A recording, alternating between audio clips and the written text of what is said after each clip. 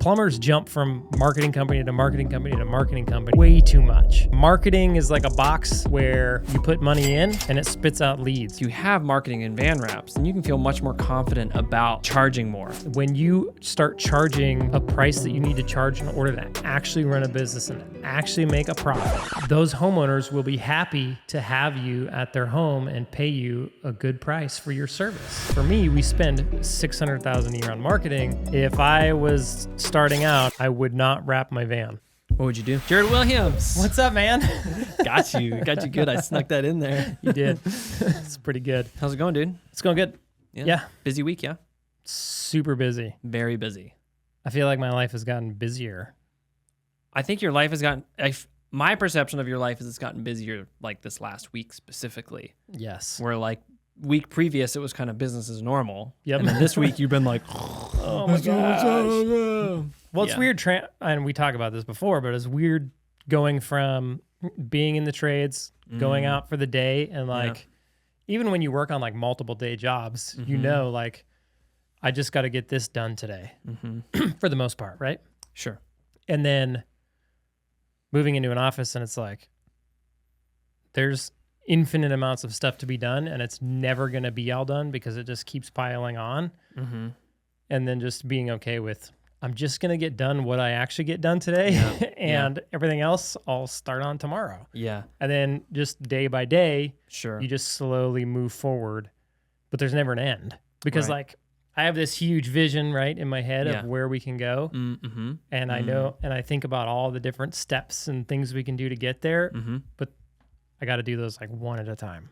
It seems that the advantage that you have though, is you have an ability to do a thing that gets you to the next thing, because do the thing that gets me to the next thing. So you take steps that you know will get you to the next step. Now, I think that to our listeners having plumbing businesses, if you don't know what the next step is, then it's harder to sit down and be like, okay, if I just accomplish this set of the unending tasks, that will lead to this next step. But if you don't know the next step, then it doesn't feel like you're doing anything. You're just trying something, and because maybe that's what it does, but you don't know what happens after that.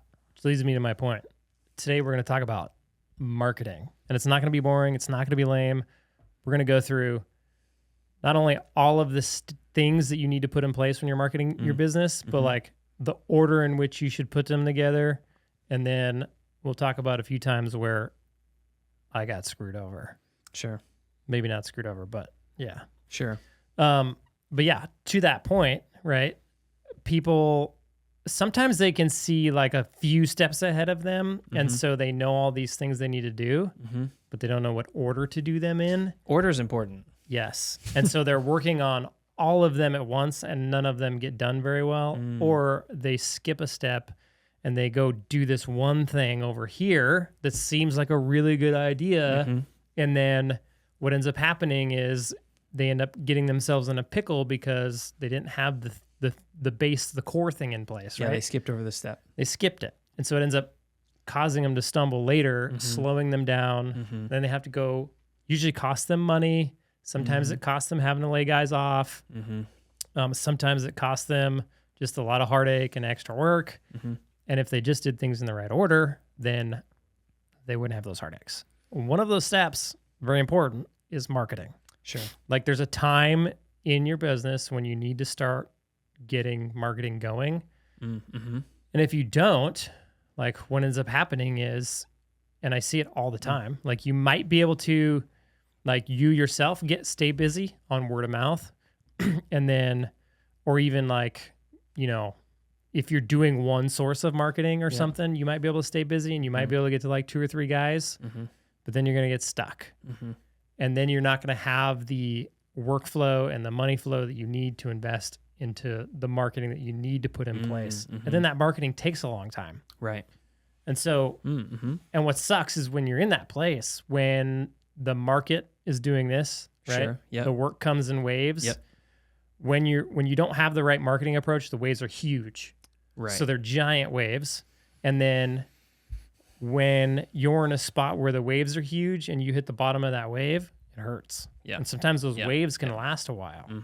And really what you want to do is get marketing in place that makes those waves smaller, keeps them closer together, and then you can just feel like it goes from feeling like I got tons of work to I got zero work, tons of work, zero work. It goes from that to feeling like you're skipping across the top of the waves, right? Yeah, sure. Little dip in between, but not bad. Right. No big deal.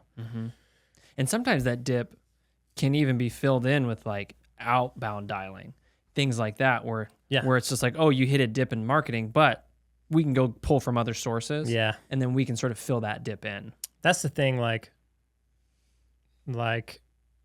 anybody who hits a slow time and they're yelling at their marketing company, dude, it's just a slow time, right? Sure. Number one, that slow time would suck a lot less if you were priced right when you were busy. Yeah, of course, because then you'd be like, oh, worst case scenario, I can float this slow time. I can float, and I have money to invest in other forms of marketing that actually create calls instead of relying on the customer to call you, right? Right, yes. Yeah. Yeah, gotcha. Yeah. I was trying to think. So let's talk about market. Let's just go into it. Like starting out when you're starting out, or even if you're already in it, right? There's like, doesn't matter the size of your business, doesn't matter where you're at in your business. There's 3 core functions to your business. One of them is your pricing. The next core function is your marketing. The next core function is just being able to do a good job and create a happy customer, right? So the idea is if you can price yourself properly, then you have the ability to go to a job and actually make money. Right. So cover all of the expenses of the job, all of the expenses of your business, and make a profit so that if you do that enough times throughout the month, you actually have money left over in the bank account. Yep. A lot of guys feel like money is coming in, but then it just goes right back out. Yep. Like when I first started my business, it was like an entire year of, cool, I'm billing out all this money, but then at the end of the month, where'd all the money go, right? It's just going out to expenses and cost of doing business that I didn't understand. So if you can get your pricing right, then it stops that. Sure. So now you can go to a job, you can make money, you can go an entire month. At the end of the month, you should have more money in your bank account than you had at the beginning of the month. Yeah, and I just want to speak to something to that for a second, is from a guy that I talked to today where he was charging for some jobs a lot of money. Like he was be like, yeah, if I got to go into a wall, I'm going to charge you a ton of money. I'm going to charge you thousands of dollars if I poke a hole in your wall. Yep. But when we got talking to it, I was like, so the problem with what you're doing is there's not a system behind it. So that when you hire somebody, he's going to just go in there and charge whatever because you don't have a way to communicate it to him. But then at the same time, you actually don't know if you're profitable. You assume you are because it seems like it's a lot of money. But it might not actually be covering your expenses. Yeah. And so it's like not only you have to be, should you be priced properly, but it should be a system so that you're like, this is actually what I base my price off of. Yeah. And I know why my price is based off of this. Yep. Even if you think you're charging a lot doing what you're doing now, it's not a system just to say that. Yeah, and most guys don't want to charge too much. And if you don't, and if your prices aren't based off of a system, you don't know if you're charging too little or too much. Yep. Right? Yep. Like really, I think you should be pricing in a way that's fair to you, fair to the customer, fair to your employees, where it's based off the cost of the value that you bring to the marketplace. Right. And then however much you need to charge to make a profit on top of that. Right. That's how you should charge. Because then it's based off something that's tangible. Right. And the cost of your business is a dollar representation of the value you're bringing in. Yes. Right? Yeah. Well put. Yeah. Hey, real quick, the other area that most guys mess up on pricing that I always forget to talk about is just material markup. Yes. Like, because I did it in the beginning. I remember my first business I started was I had a partnership with, oh man, what was the name of that business? J&J Mechanical. It's been a very busy week. So that was a while ago. That was quite a few years ago. And we started that business, and I never actually worked full-time in that business as the owner. But then I ended up, like I gave him my half of the business, the other partner, just because, and nothing happened. He wanted different things than what I wanted. And and it was time for one of us to quit. And it was like, you know what? Like he was more invested in it than I was. And I was like, you go do your thing. You have it, and I'll go do something else. And he would always mark materials up 20%. And so we're like, okay, we need to maintain 20% profit margins as a company. So we need to mark up our materials 20%. That way, at the end of the year, we'll have hopefully 20% profit. Right? Makes sense. We don't want to mark them up too much and be screwing over customers. And sure. So we'll just do 20% and that'll be good. Interesting. But like with that business in particular, it was like, that business in particular, we started out like $90 an hour. Marking up materials at 20%. And we'd go work, like we would work nights and all weekend. And then at the end of the month, even though we were both just operating out of a van at our house and we didn't even really have any business expenses, we weren't paying ourselves, we still didn't have any money left over. And it's like, because like $90 an hour is just not that much money, right? You could spend that, like you got to go buy a new tool or invest in some piece of equipment. You spent more than that, like right there. And the money's gone. Yeah. Yeah. So like to grow, charging $90 an hour, it would take forever, right? Yeah, if you could grow. Like I don't really even know how you could grow. I mean, yeah, I don't know. Like you'd have to hire really cheap employees. Yeah, and then even that's probably going to be a barrier to growth in reality, like in real world, where that employee's going to be like, I'm going to do something else that pays me more at Walmart. I can stock shelves and make more than what I'm making with you. Dude, you my know? daughter works at a smoothie bowl place, and she makes more money than I did as a like full-time journeyman plumber. And so I'm like, I'm looking at that, I'm like, no wonder there's no plumbers. Yeah, true. Like, smoothie bowl shops are paying more than plumbing companies. I was talking to a guy so like in Alaska, you do pretty well as a plumber. You'll make 80 to 100,000 depending on who you're working for. Cost of living is higher in Alaska. You know, that's like 80 to 100,000, I would say is probably minimum for a family with one income source. Yes. Like that's minimum. Yeah. And it's not like you're putting money in the bank. No. You can afford groceries and living and heat your house and have maybe one 2 car, vehicles. maybe 2. But yeah, you're pretty much paycheck to paycheck. Yeah. Like you might be able to stash away a couple grand, but for the most part, if you're really diligent, for the most part, it's paycheck to paycheck. Yeah. Yeah. Down here in Florida, I was talking to a guy yesterday. I'm like, we're going over his hourly rate calculator and we're going over the technician wages. And I'm like, so what's a good plumber make and he's actually in Pensacola where we are. I'm like, what's a good technician make here? And he's like, you know, they're making like 50 grand a year. I'm like, dang. Like, and it's not that much cheaper to live here. Yeah. No. My grocery bill's like the same here. When I go to the co-op and I shop like all organic. That's because you're going to the co-op. But even still, no. But here, listen to the comparison. Yeah. Because the co-op in Alaska and the co-op in Florida, I'm paying the same prices. Oh yeah, like I'm still spending a ton of money on groceries. Yes. And even if I go to Publix, I'm still spending like I'm spending at Fred Meyer in Alaska. It's a little cheaper, but not much. But you don't have a heating bill. My electric bill is a little more expensive, but it's not anywhere near what my heating bill usually was, right? Yeah. Especially probably your house. Yeah. Did that thing go through some fuel? No. I mean, we had wood going at the same time. So it was like, let's see, if I were to average it out, I was probably doing like maybe $250 per month in heating. No, that's not bad. You know, maybe 300. Yeah. Maybe less depending on how much wood I burned. Anyway, I was surprised to find out $50,000 a year. Yeah. So you could literally double your income if you were a plumber in Pensacola and you just went and got a job where you got tips. Like you could go work at a restaurant and be a waiter. Yeah, no, like no, the tourism industry here is big. Anything. You could probably make the same amount working half the year just during season where the tourists are here. Yeah. So why would you ever be a plumber? Yeah. Here. What's in it for I you? have no idea. No wonder we have a lack of plumbers in the nation, right?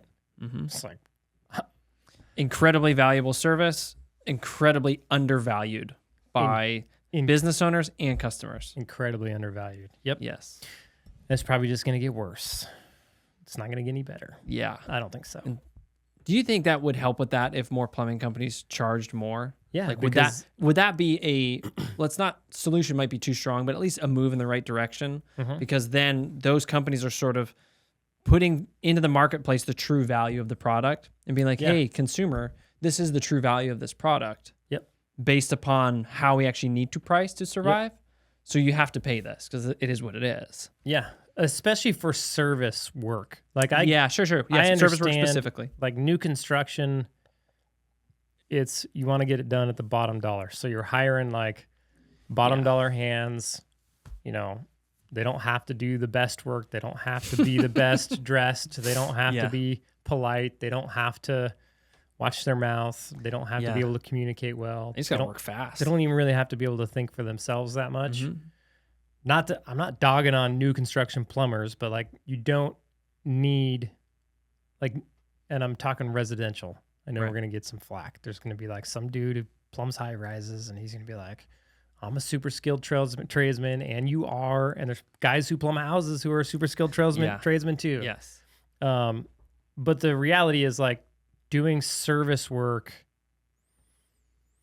takes a different person. Like the work is almost easier. Like the actual plumbing work itself, it's super easy. It's not hard. You could pretty much train anybody to do the plumbing service work depending on where you live. It does take some skill, but the real skill in the service work is communicating with the customer. Yes. Yeah.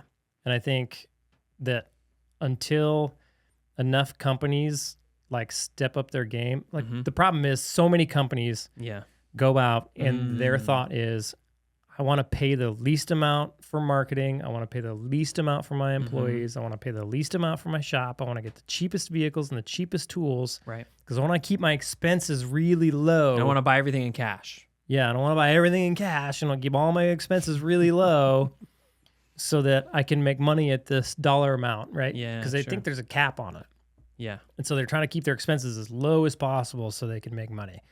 And so they most of those businesses, they're paycheck to paycheck. Yep. They're like invoice to invoice instead of paycheck to paycheck, right? Yes. They're always chasing the next invoice. And it sucks. It's a super lame cycle to be in. I've been there. And it's a lame game to play because at the end of the day, you can't pay guys what they're worth most of the time. You can't provide them with good tools. And then you aren't making enough money to provide for your family.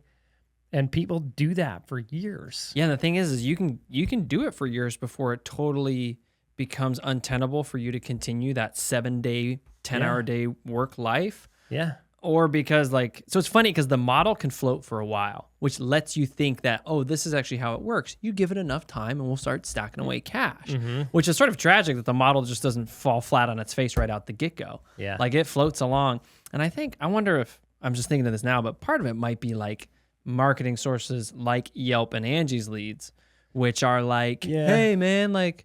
I think there's probably a way to optimize those at some point in your business. Sure. But yeah, I think so. Like to your point there, typically what you see is like the owner still works actively out in the field. Yeah. And that's the only thing that allows the business to continue to keep going. Right. If the business grew to a point where the owner had to come out of the field because his business was large enough to where it actually needed some management, then the whole thing would fail because he can never step out and actually start managing because they're not charging enough. Yeah. And so then he just stays there forever. Yeah. And for the most part, he's just making what he would make as a technician, right? He just has all the headache of a whole business behind him. Oftentimes, like for me, it was, I'm actually making less than I make as a employee for somebody else running my own business, and I'm working twice as hard and it's way more headache. Yep. That's how it was for me.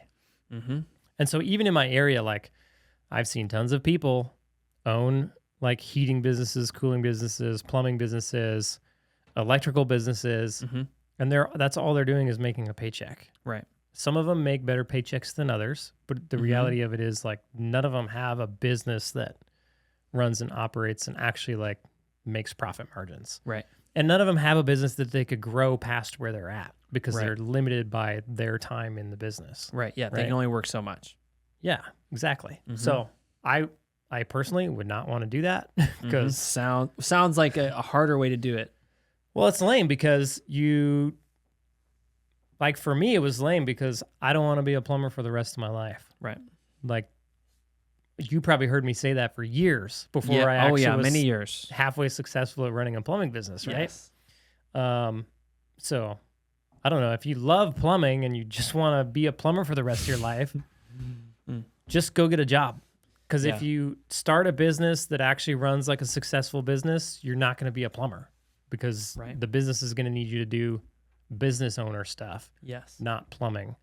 And so your skill set would be much better off working for somebody who wants to run a good, legit business and can then provide you a good living.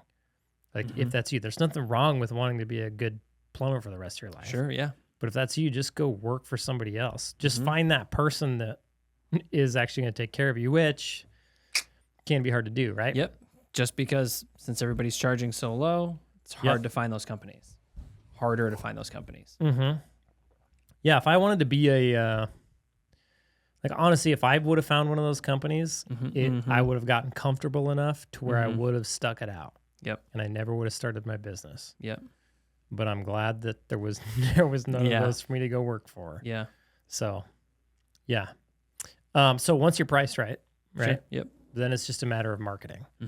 And so if you mix pricing with being able to go out and do a good job, make a happy customer, if you mix those two things with good, solid marketing, then you have this platform that you can grow from. It's like the core pillars of your business. And then once your marketing is, going and it is up to speed and you're adding on different types of marketing, you add in the ability to scale. So, and the ability to scale comes with just software and systems, right? Software is just a system. That's all it is. Yeah, it is. Software is just a way of doing something, and that's all a system is. So once you tag that fourth pillar on, now you have this thing that you can scale to the moon, right? Make sense? So, like in the beginning, when you're marketing, probably the best place to start, and we'll just go beginning to end. Yep. But even if you're if you're in it already and you got 3 guys or 4 guys or 5 guys or 6 guys or 10 guys or whatever, you got 100 guys, I don't really care. You should be thinking about your name and your logo. Sure. It'll be less important for the guys who have 100 guys, but for anybody who's like wanting to grow from where they're at, it's going to be much easier to grow if you've got a strong foundation. Just like with your plumbing business, your marketing needs a strong foundation to grow from. Just like your price is your strong foundation to invest in marketing. Yes. The foundation to your marketing is, number 1, a really good name.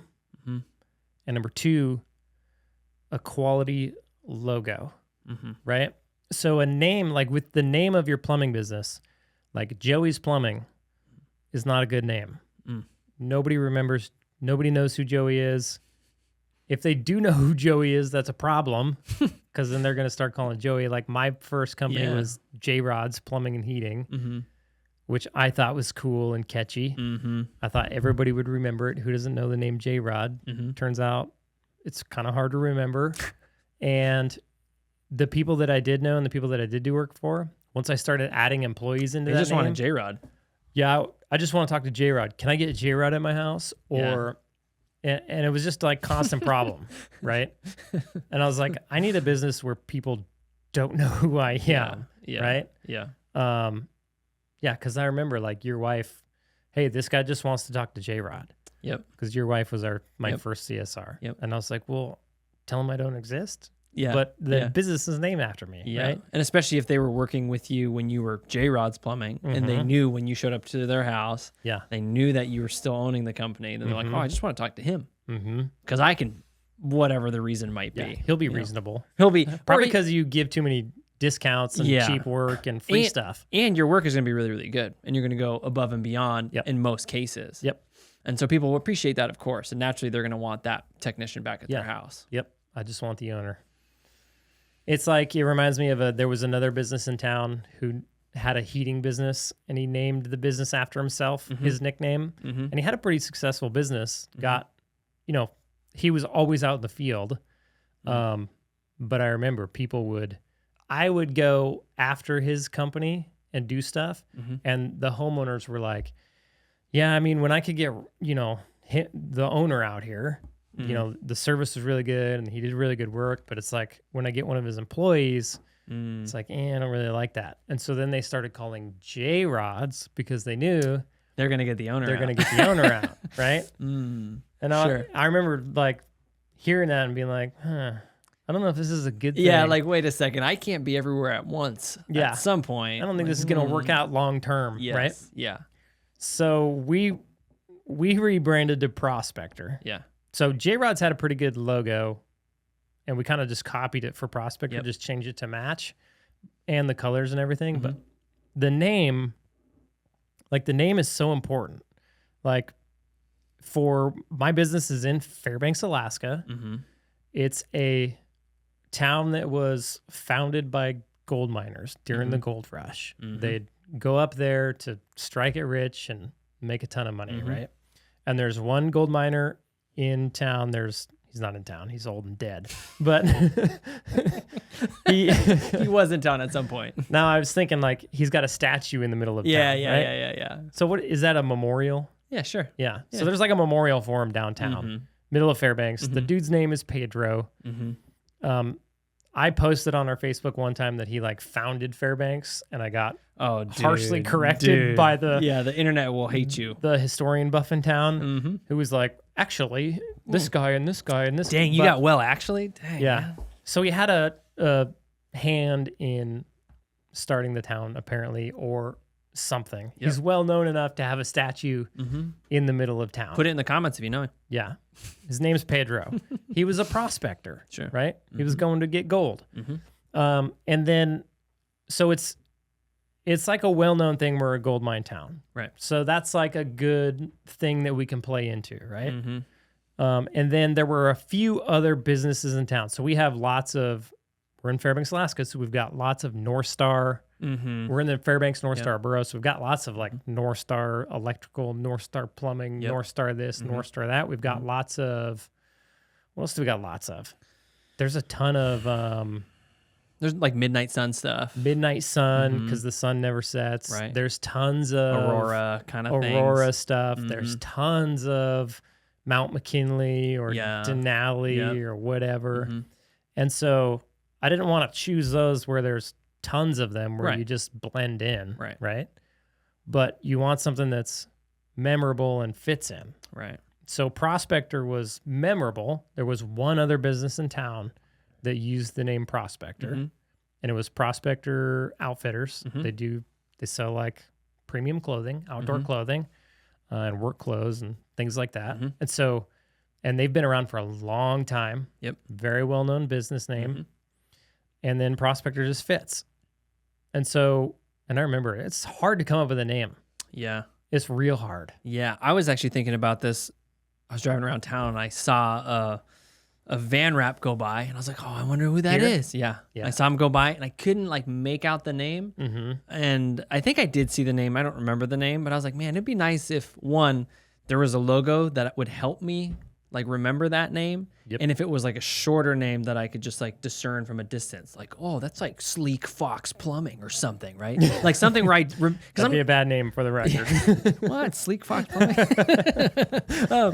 But something that I could remember more than just the name. So it's like the name is really important, but then your logo also that I can see it and I can be like, oh, I can remember something from this. Because I can't I can't remember the colors of this van or whatever. I just know that it exists there.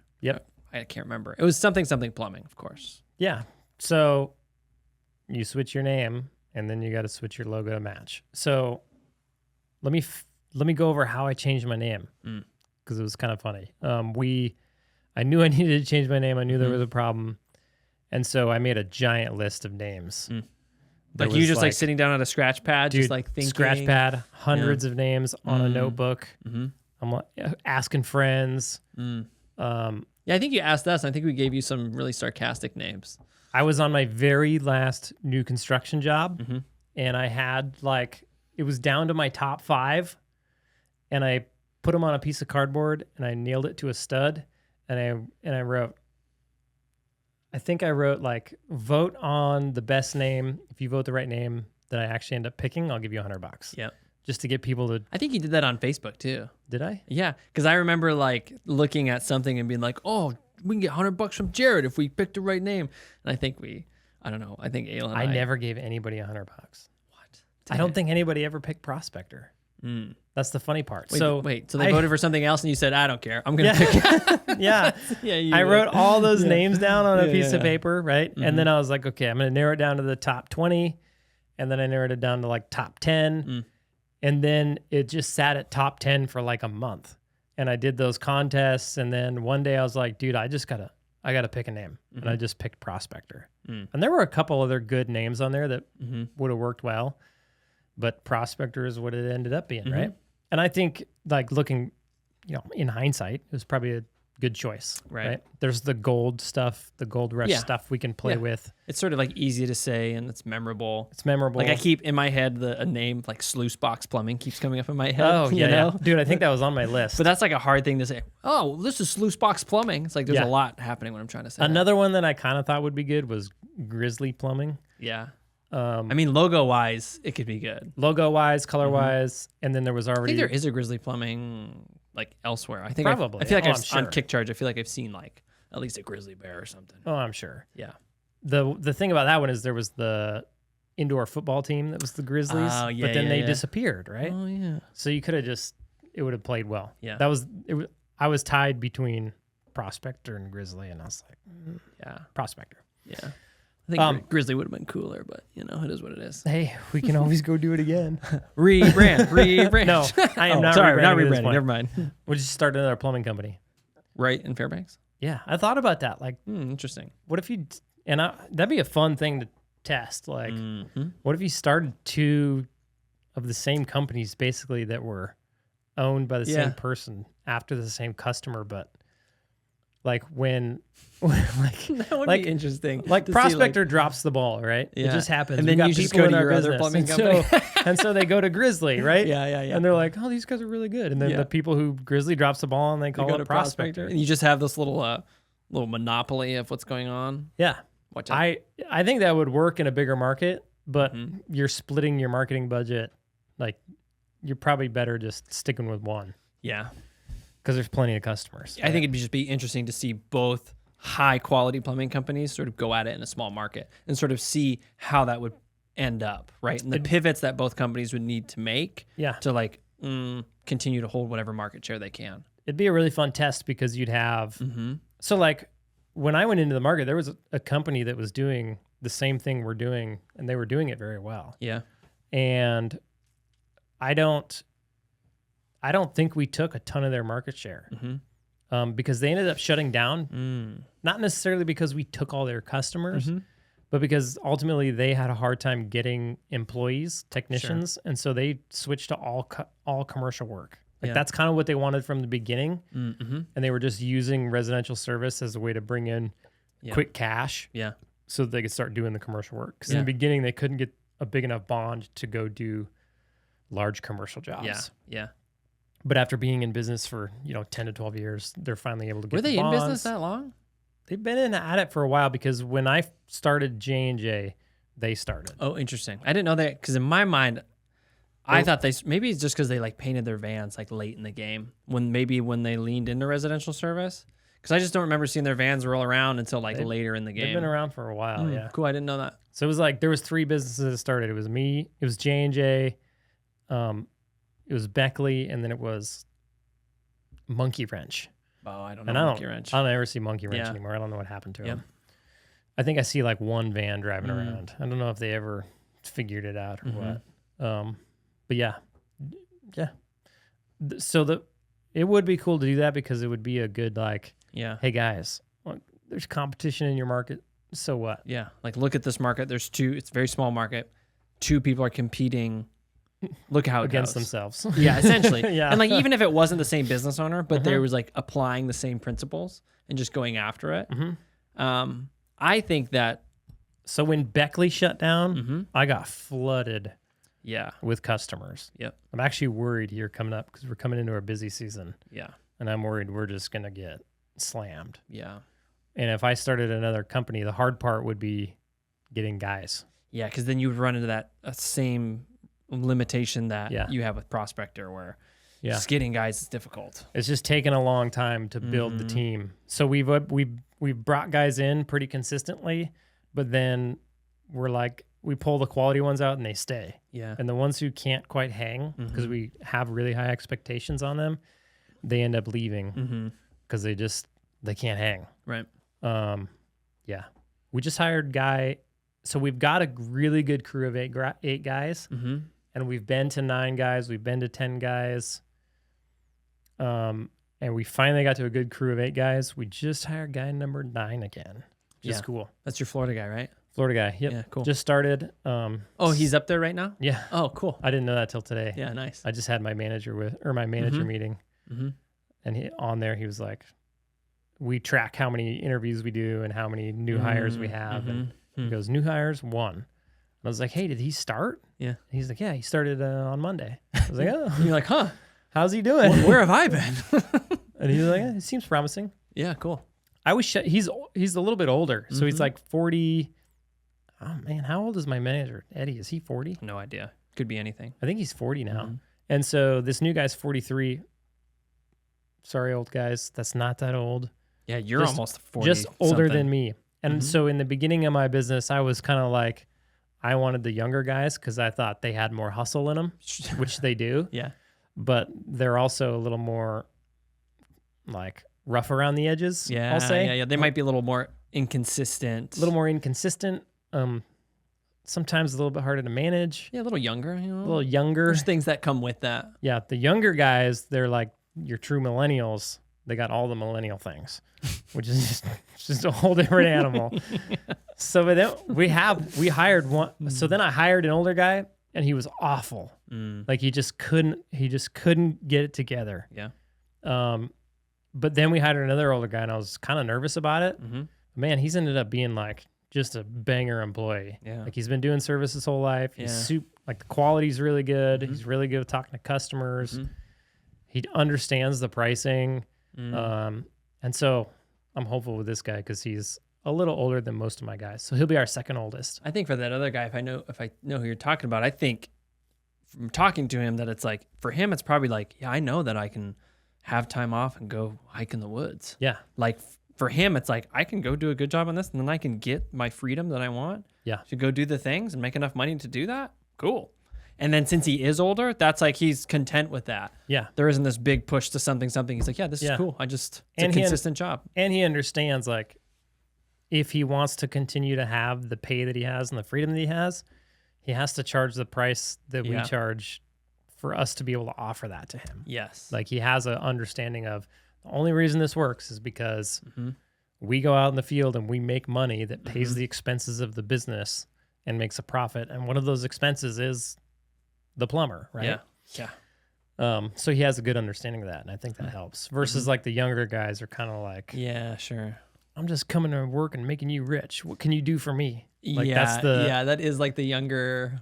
It's a very interesting mentality. It exists everywhere. It's the millennial mentality. It's like, what are you going to do for me? And I'm like, what do you mean? I got you a job.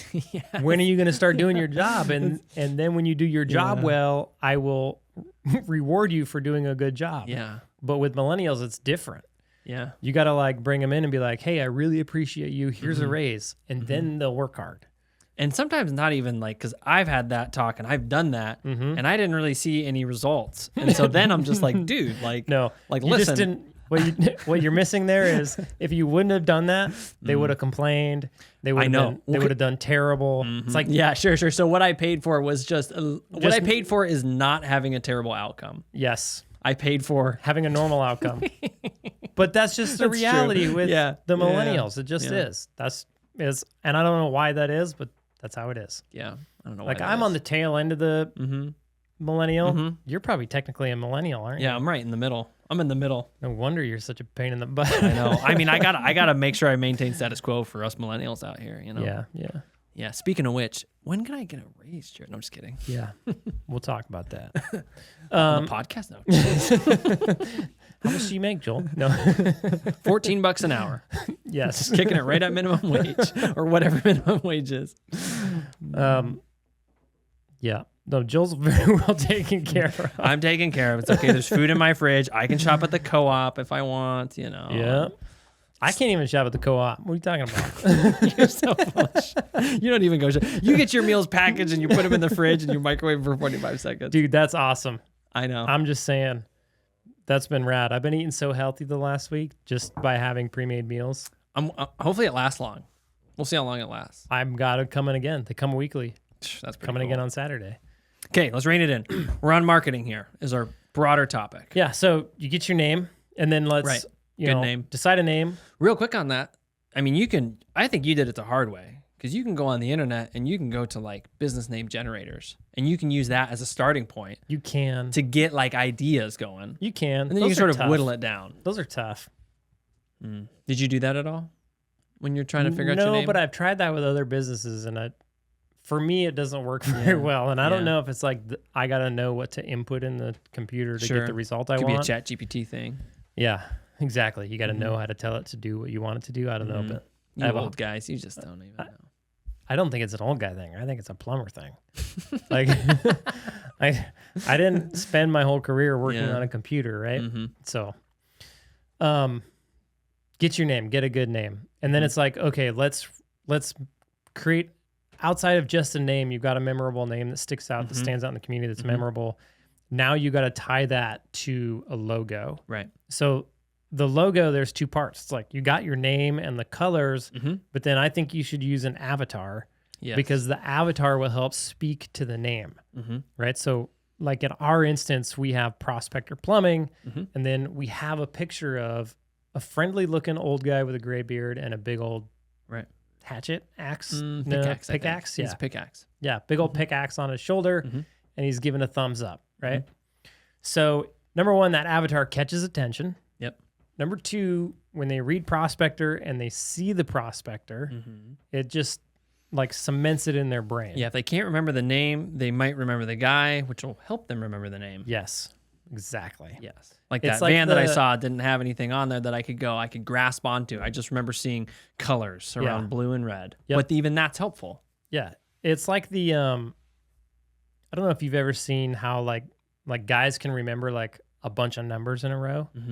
And what they use a technique where, and I tried this, but it's really hard. Like you have to practice. But so they come up with, they walk through their house. Yep. And they have specific items in their house that they visualize in their head. And so then when they're trying to remember numbers, like if there's a series of 10 numbers, they'll go through, let's just say it's 1 through 10, they'll walk in their house and they'll see like a hat on the chair, and that's going to represent 1, right?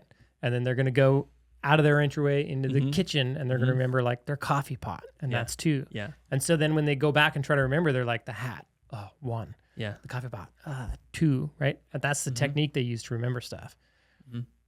That's just like human behavior. Yeah, sure. To right? have a visual representation of like a solid concept. Yes. Yeah. So they're just tapping into like how you were, I'm going to say how you were designed and made.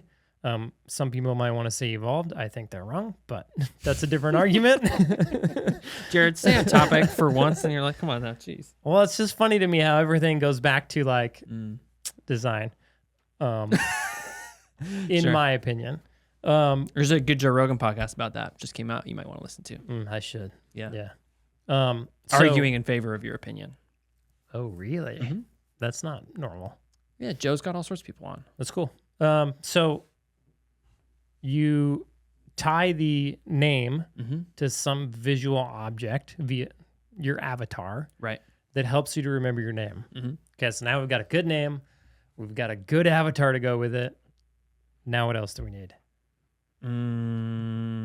Probably a way to get that out into the community. We need good colors. Oh yeah, and colors are really important because colors are what are going to initially like separate you from everybody else in the crowd. Sure. Like you could take, like if I would have taken Prospector with a Prospector and just made him white, blue, and red like every other company in town, yeah, it wouldn't have mattered. I would have just blended in. Maybe my logo would have been a little better and it would have been a little more memorable. But you take those two things and you put it with colors that nobody else uses in town, and all of a sudden you've got something that's like super... Right, sure. Like it catches your attention. So imagine your van drives by. First thing you got to do is catch their attention. Right. So you get colors that aren't used normally in your market, Mm-hmm. bam, you got their attention. Mm-hmm. Then they see your avatar and your name, bam, they remember you, right? Right. It's not a complicated like thing. It's just human nature. Yeah. And it's right? something better to like think well through at the beginning than to implement it down the road. Yeah. Like you can rebrand down the road, but Yeah. it's slowing your momentum. Yeah, because the longer you wait to rebrand, the more you're going to have to spend on marketing to make up for it. Yes. And true. that's why when we're talking about marketing, we start with your branding, Yeah. right? Because your name and your logo, your name and your avatar and your colors Mhm. matter so much. Like Mhm. we see it all the time.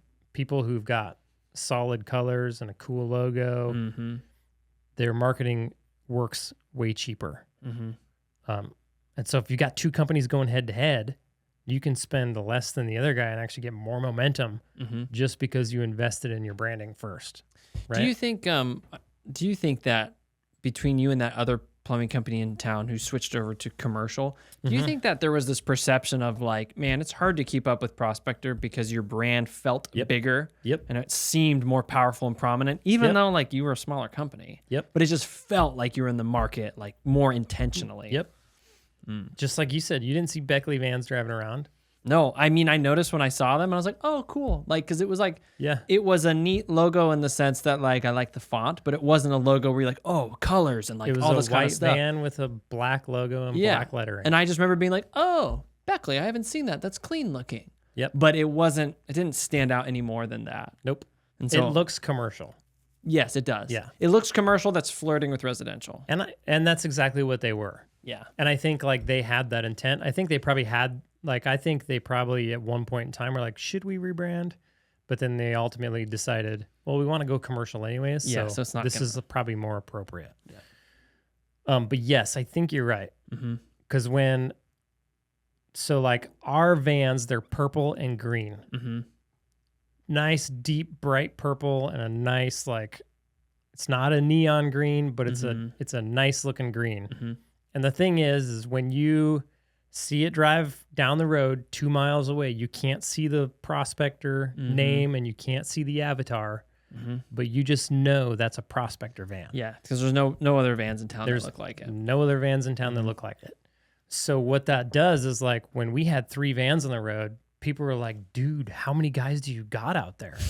Yeah. And I was like 3, and they're like, that's it? Yeah. I see them everywhere. Yeah. And they really weren't seeing my vans everywhere. What it was is they were seeing my vans and then they were seeing my marketing and then we were retargeting them.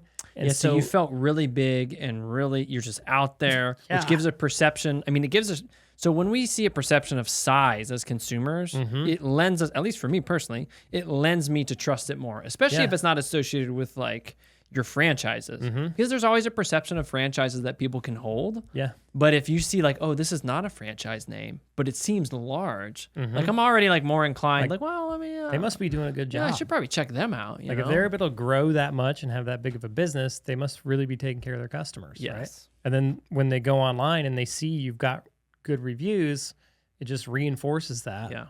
And they're more likely to call you. Yeah.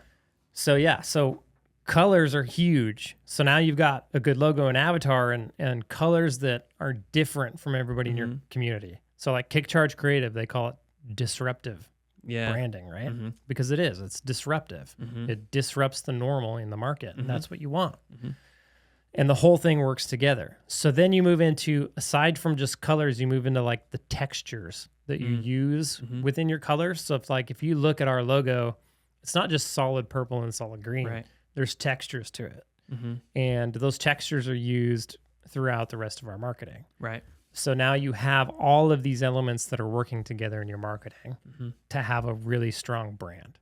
And I think I'll float this idea by you, but what I hear sometimes is guys are like, well, I'm like really small, so I don't want to charge too much yet because I don't want to like, maybe there's a fear of I don't think I can deliver the service.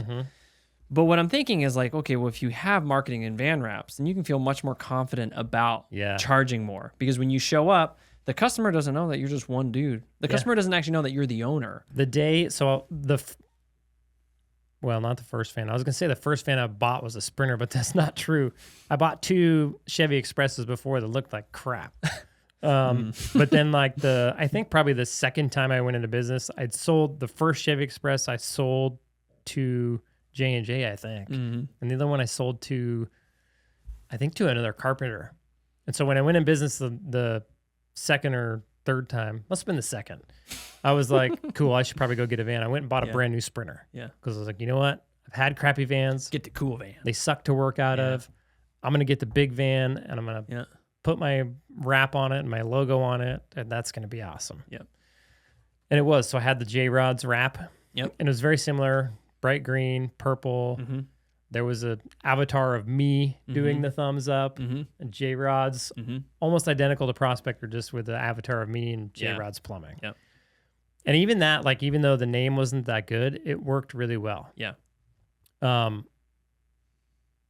I remember, like, when I got that van and I drive around in a white van and I go to people's houses, I would always feel like I wasn't, like I was just one truck chucking it. Yeah, sure. The second I got that sucker wrapped and I rolled up to a house, my confidence level went through the roof. Sure. So then I was so then I got J-Rod's hats and I got some J-Rod's t-shirts and I was like, I'm legit. I felt so much better Yeah. about going to somebody's house and acting like a real company, right? Because I felt like it. Dude, that's an incredible point that you just made. Because sometimes there's hesitancy to wrap the van because it's a cost prohibitive thing. Yeah. Like, so let's not even, because in my mind, it's such a, like, just wrap your van because that's going to pencil so well in the long run. But even with just, you just said that confidence to be able to go and feel good about charging what you need to charge. Yeah. Like that in and of itself, you'll already be able to make more money. So it's like, oh man, it's like, you know, all this money, 10, 12, 13, 14, 15 grand to wrap this truck or whatever and do the whole thing. Yep.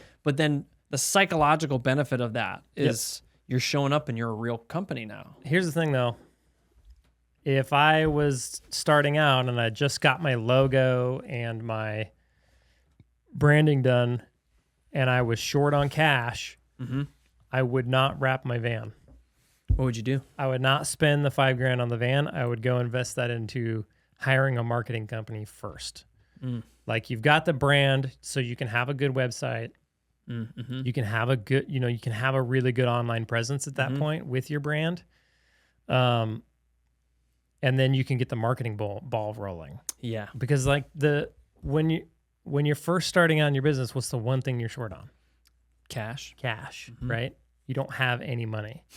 Right. If you have money to go wrap your van and hire a marketing company, great. Sure. Yeah, definitely go do both. Yeah.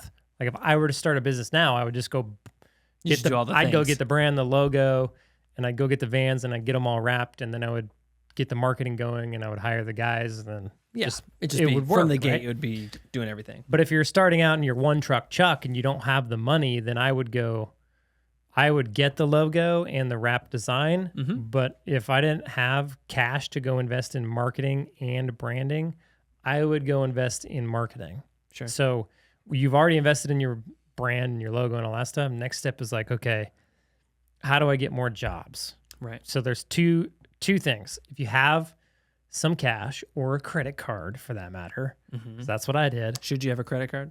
Hell yeah, you should have a credit card. I mean, like who lives today without a credit card? I mean, so I talk to a lot of guys, and there's a lot of guys who are like, well, I do everything in cash. I don't have any credit cards. And I understand where that's coming from. Like I do too. A lot of us have listened to Dave Ramsey. We understand that kind of thing. But in my mind, I think it's just you're prohibiting your business growth. Yeah, I think it's dumb. Just because if you're responsible enough to pay off your credit cards or use that debt wisely, right? Like not use it for debt on dumb stuff. If you can be responsible enough to do that, then you should use that to your advantage because it's an advantage that you have available to you. So why not use it? Right. Now, if you can't handle that, like if you can't handle having that, you get a business credit card and suddenly you're like, we're going on vacay. Yeah. You probably shouldn't start a business, right? Because you're irresponsible. Yeah. Sure. So, I think that's a good link. You should have credit cards because it's going to allow you to do things that maybe you wouldn't normally be able to do, which is going to allow you to go make more money, right? Right. So like you can invest in things that then make you more money. Whereas maybe before you don't have the cash to invest in that thing that's going to make you more money. Now you do. You have a credit card. In the case of marketing, I think it's even more important because there's a lead up time for marketing to work. That if you said, okay, well, I got to go and work for the next 2 or 3 months to get enough money to invest in marketing to feel comfortable, you just lost 2 or 3 months of time that marketing can start to work for you to get on step. Yeah, exactly. Or if you had a credit card, you could be like, yeah, chuck it on there. Cha-ching. I'm going to go work and pay down the credit card while you're starting to work on my marketing. Yep. And so I think that's what you should do.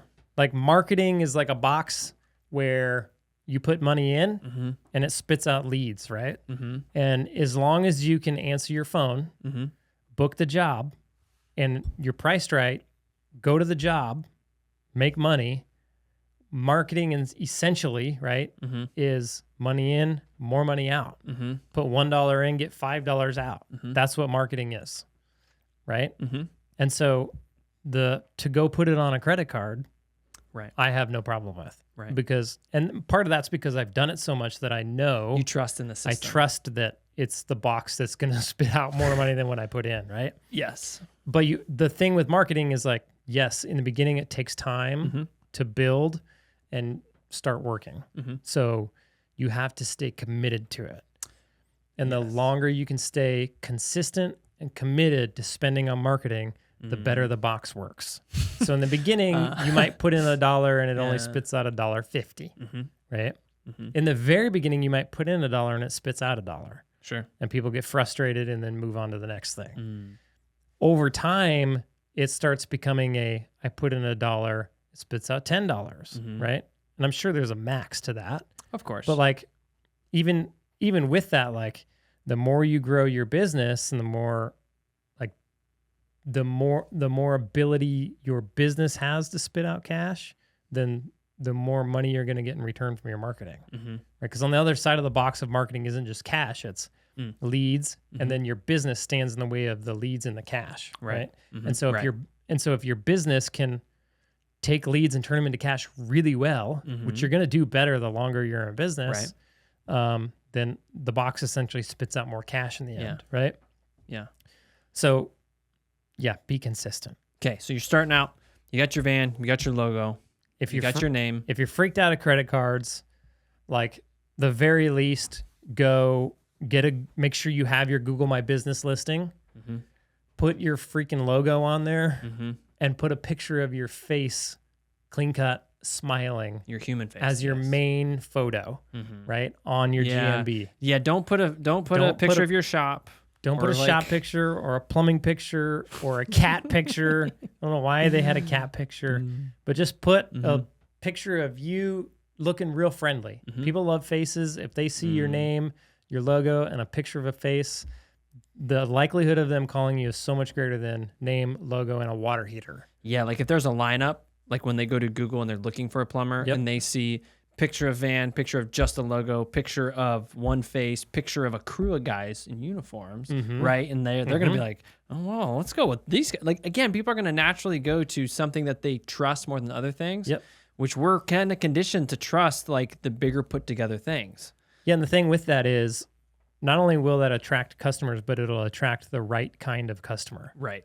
Yeah, so sure. Because people who don't want to pay, they know how to find the cheap guys. Yeah. The cheap guys typically have a crappy name, a crappy logo, and a picture of a water heater on their GMB, right? What a weird perspective to look and for so something. So they know when they go on there, they're like, I'm not calling these guys. They're way too expensive. When they have a big crew of guys all poloed out and nice van wraps and a cool logo. And you go to their website and their owner's got a video, like they know these guys are going to be more expensive. And so they don't call them. Right. And that is what you want.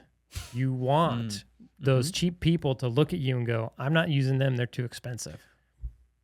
They're going to call the cheap plumber who doesn't actually make any money and they'll be happy with that. And I think they're really I think they're criminals. They're just using that person, the plumbing business they're calling doesn't know how to run a plumbing business, right? And they're not making good money, and this person is using that to their advantage, and I think it's terrible, right? And I think it's horrible. Yeah, and I think if they knew I got total crap on Facebook for telling I remember it was like, I made $240,000 this week. And this guy on Facebook told me I was price gouging. And I said, gouging, what is that? What is it? He goes, well, if you're making $200,000 a week, that's too much money. Nobody needs to make that much money. Nope, nobody. And I'm like, so what is an acceptable amount of money to make? And like, what does a reasonable service look like to you then? Because if you're going and hiring the cheap guy, like that guy can barely support his family. Sure. And you're just supporting that. You're supporting him okay not being able to pay his employees well. You're okay with his employees not being able to support their family. Yep. I'm not okay with that. Right. Not at all. So that was way off topic. You don't want to attract those guys, right? No. I wish every homeowner could hear me.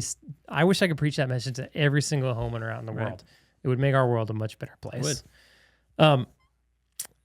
You want to attract the good people, and if you've got a nice looking logo and all that stuff, and you've showing faces, and you look like a legit company, you'll attract better customers. Right. So now when you go out to their house, they're already expecting a higher price. Right. When you start charging a price that you need to charge in order to actually run a business and actually make a profit, and it's not criminal, those homeowners will be happy to have you at their home and pay you a good price for your service because they're good people and they understand that you got a business to run and that you've got employees to support and you've got a family to support, and they're happy to give you that money to help you support the people that you employ and your family. Yeah, dude. And those are the kind of people that you want to do business with, and you attract them with good logos and all that stuff. So if you don't have a credit card because you're weird, I mean, honestly, like you don't have a credit card because you're afraid of the stories of misuse that you've heard, or you've misused one in the past. Yeah. Like as a business owner, it's time to learn from that mistake and not misuse it. Grow up, get a credit card, and learn how to not misuse it. Yes. So the thing that is never taught or preached enough about credit card usage is it's not bad to have a credit card. It's only bad to do stupid things with your money. Yeah, it's bad if you misuse it. I can have a credit card and do stupid things with my money. Yeah. There's just a limit where my bank account says, sorry, you don't have anything left. That would be irresponsible. Yes. So there's nothing wrong with credit cards. No. There's nothing wrong with that. I mean, it's really, you can use so many of those things to your advantage. Yep. Yeah. So if you don't have a credit card and you don't want to put marketing on your credit card, go get a GMB, do the things we talked about, and then get Google local service ads going. That's typically something that like I want to say any plumber could go do, but go on Google local service ads, go through the process. It takes quite a while. So like it's going to slow you down in your growth even more if you go this route. I'm just saying, if you don't want to put money on a credit card, you can do this. Okay, gotcha. Go to Google local service ads. You're going to have to put a credit card in there. So you're going to have to get a debit card or something if you want to do everything cash, and start running Google local service ads. That's going to get you some work. Hopefully, if you're priced right, you can then put some money away and go hire a marketing company. Yeah. But again, what we're saying is like the better way to do that is to hire a marketing company. Yeah. Better way to do that. If you have zero cash or limited amounts of cash, I would go get a credit card. And the first thing I would do when I got that credit card is I would call them up and I would say, I need to raise my limit. Like, how do I get a higher limit? Yeah. And just ask them. Like, call them every week for a higher limit. Because the more available limit that you have, the more leverage you have, right? To leverage that debt in order to do things with your business that make you more money. Right. The key is there, only do things that make you more money. Yeah. Be responsible. Yes, be responsible. And a lot of people are probably going to chime in, that's irresponsible. And it's not irresponsible. Yes, you can. I mean, I don't think it's irresponsible to leverage something that you have in your favor to better yourself. So maybe you could put it this way, like, so instead of a credit card, what if I just gave you $30,000? Yep. Would you use that responsibly? Yeah, and you can pay me back. And if your answer is yes, and I'd say, okay, well, here's a credit card. It's got a $30,000 limit on Exactly, it. Use it dude. responsibly. Exactly. It's like, don't treat it like it's a tool. Money is a tool. Yep. Use it well. And you're missing out on a ton of like benefits of the credit card if you're not using it. Because then, like, I know I haven't paid for a plane ticket in years. Yep. I haven't paid for a hotel in years. My kids haven't paid for hotels in You years. business owners, you get all those. My GM goes on vacation every year for free. I don't have to pay for. I've flown employees places. I've bought hotels for other people. Didn't cost me a penny. Just because, especially when you're running a business like a plumbing business where there's so many, you're going out and buying very expensive parts, very expensive tools. Yeah. It's like, man, I'll just put like 20, 30 grand on a credit card. And you're like, dude, that's like in credit card land, that's tons of points. Yeah. That can, so we do like $1.5 million on our credit cards just in this one company every year. Yeah. And it's probably more than that. We do like $1.25 million just in materials, and then we spend like $600,000 on marketing. And with the marketing, like the credit cards we have, we get triple points for. Yeah. Yeah. And so we're getting millions of rewards points that we can then go use towards, like in the beginning, use that credit card, get the points, and then get the cash back. Yeah, sure, because there's tons of cash back for stuff. Tons of cash back. And I mean, it's like, take that cash back and use it to pay things that you have to pay for in cash, right? And then like those down things, payments on your vehicles, things like that. down payment on your vehicle, then you get a vehicle, and that vehicle can go make you more money, which is then going to allow you to pay off your credit card, right?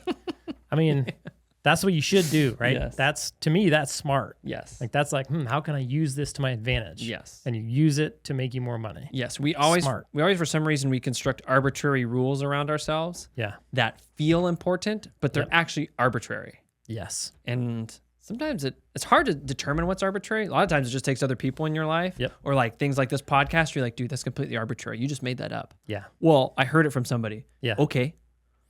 Yes, I agree. Okay, I feel like we hit that like a dead horse. Yeah, that horse is definitely dead. I'm sure we'll probably hit it again a couple more times. Real quick, should I build my own website? No, hell no. Okay, you're a terrible website builder. Come on, they look really cool though. Dude, if you're a plumber, it's saving me a lot of money and time.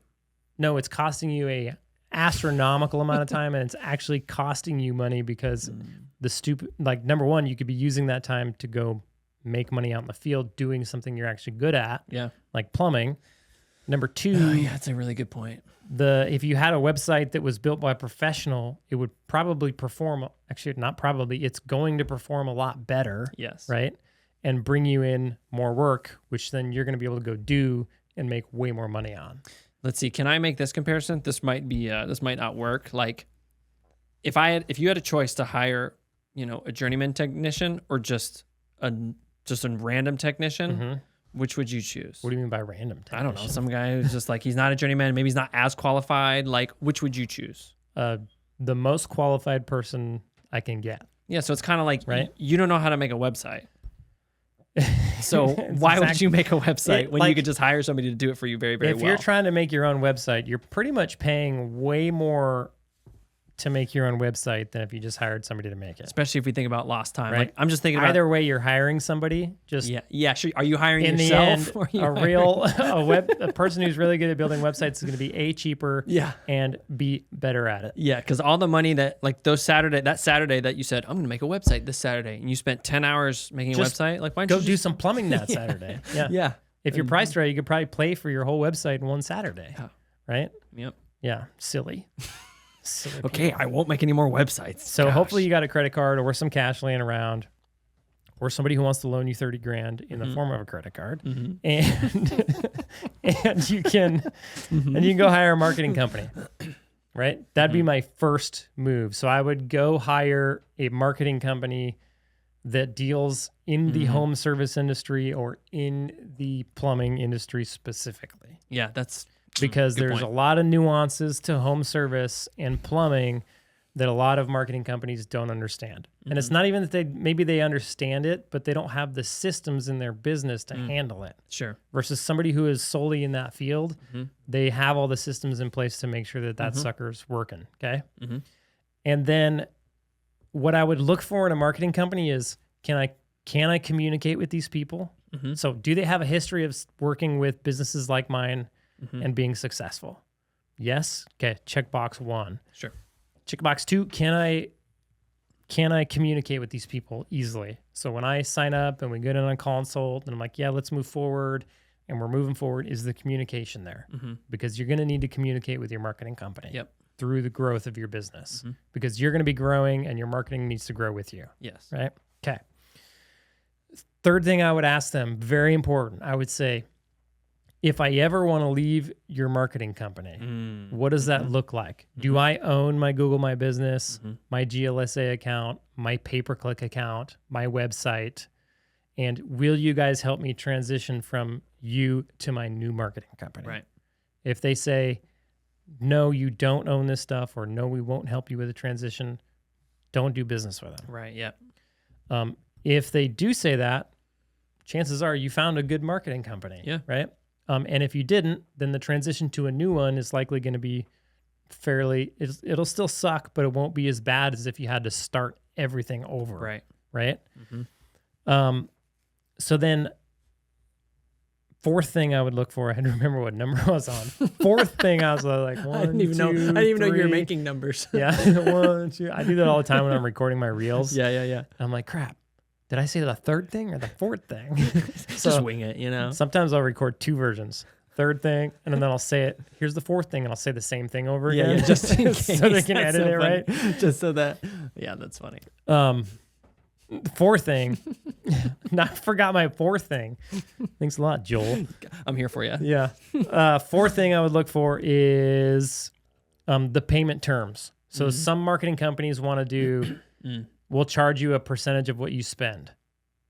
And so typically it's like 30% of your ad spend. Right. And that's fine and dandy in the beginning, because if you're spending less, then your marketing, the fee for the marketing company is less, right? Yeah, and it might entice you at the beginning because you're like, oh, this is cheaper. Yes, but then as your company grows, like 30% of your marketing budget becomes a lot. Yeah. So like for me, we spend $600,000 a year on marketing. That's $180,000 we'd be paying to a marketing company just for their fee, right? Where when like we pay our marketing company $3,000 a month, and so that's only, I don't even know what that is. 12 times 3. What's 12 times 3? 36,000, right? So 180 versus 36. Yeah, that's a lot of money. Yeah. Okay, so if you do sign up with the 30% fee, just know at some point in time it's not going to make sense. Yeah, you're gonna have to transition. Yeah, and if you grow fast, that's going to come pretty quick. Yeah, like that could come in a year. Yeah. So then you have to make this weird transition again. That's not going to be fun.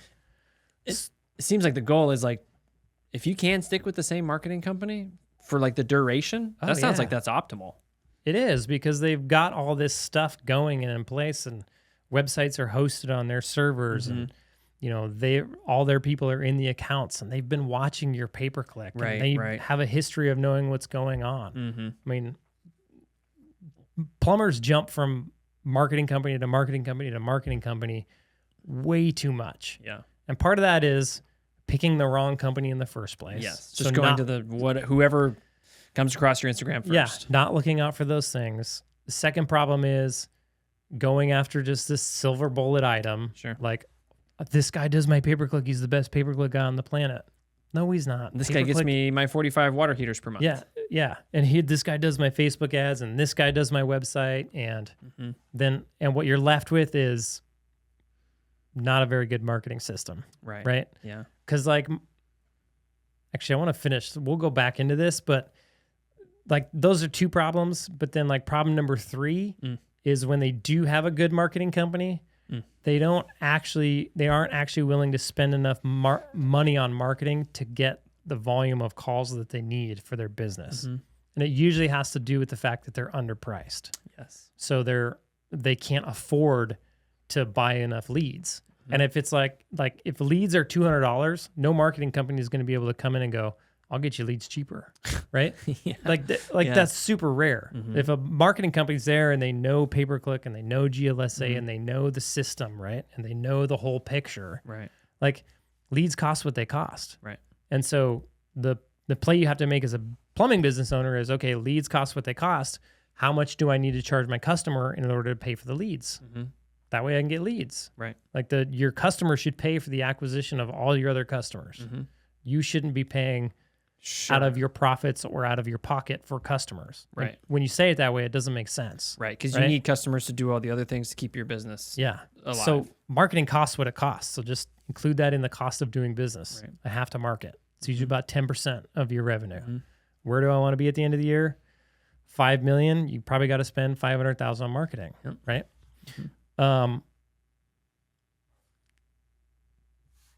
Yeah, that's what that's the problem. I was going to go into something else, but I'm going to go back to the other thing that I wanted to talk about. Yeah. Which is, so there's the, I can hire this guy, I can hire that guy, I can hire this guy, I can hire that guy, and they all do different pieces. And some people think that's cool because they've had the experience of hiring the wrong company, and when they didn't perform, they had to leave them, and it was a total mess because they lost. Like they basically had to shut down their marketing. Yeah, sure. And then start all over.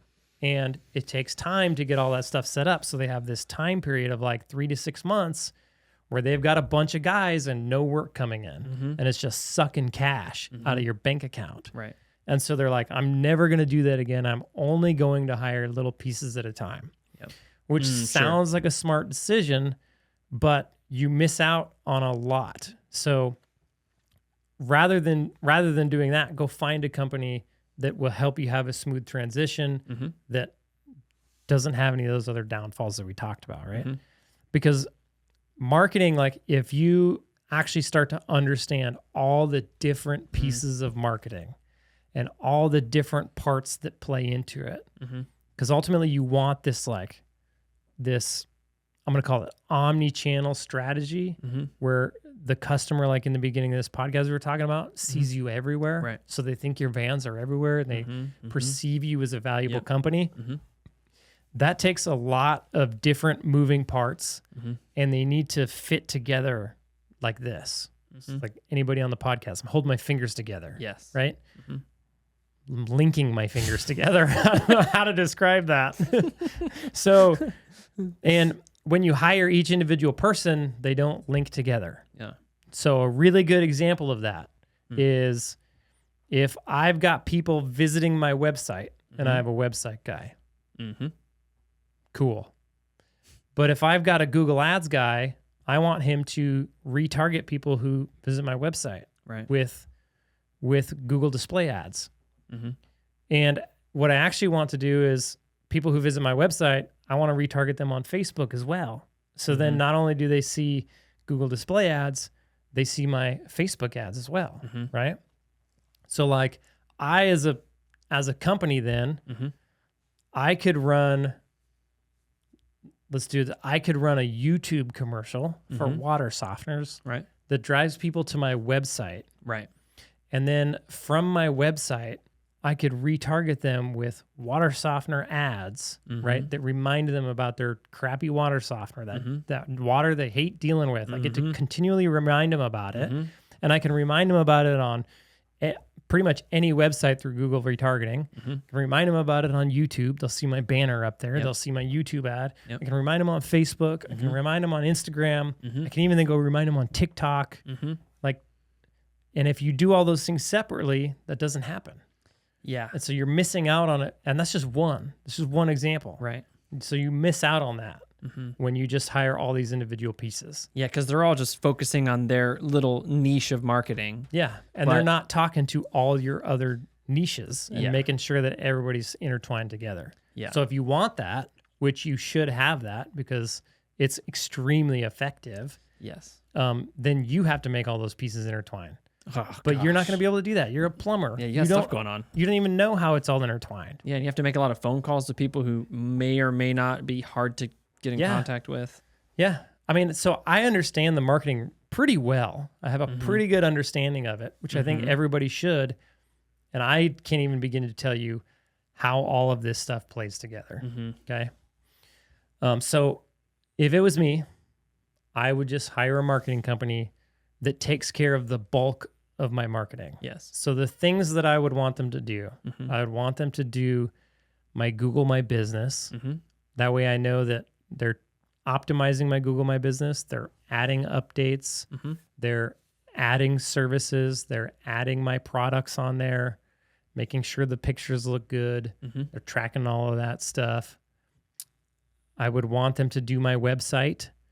I would want them to do a website that converts well on pay-per-click and converts well for people who just go there. So there needs to be lots of calls to actions. Right. Lots of ways to get a hold of you, right?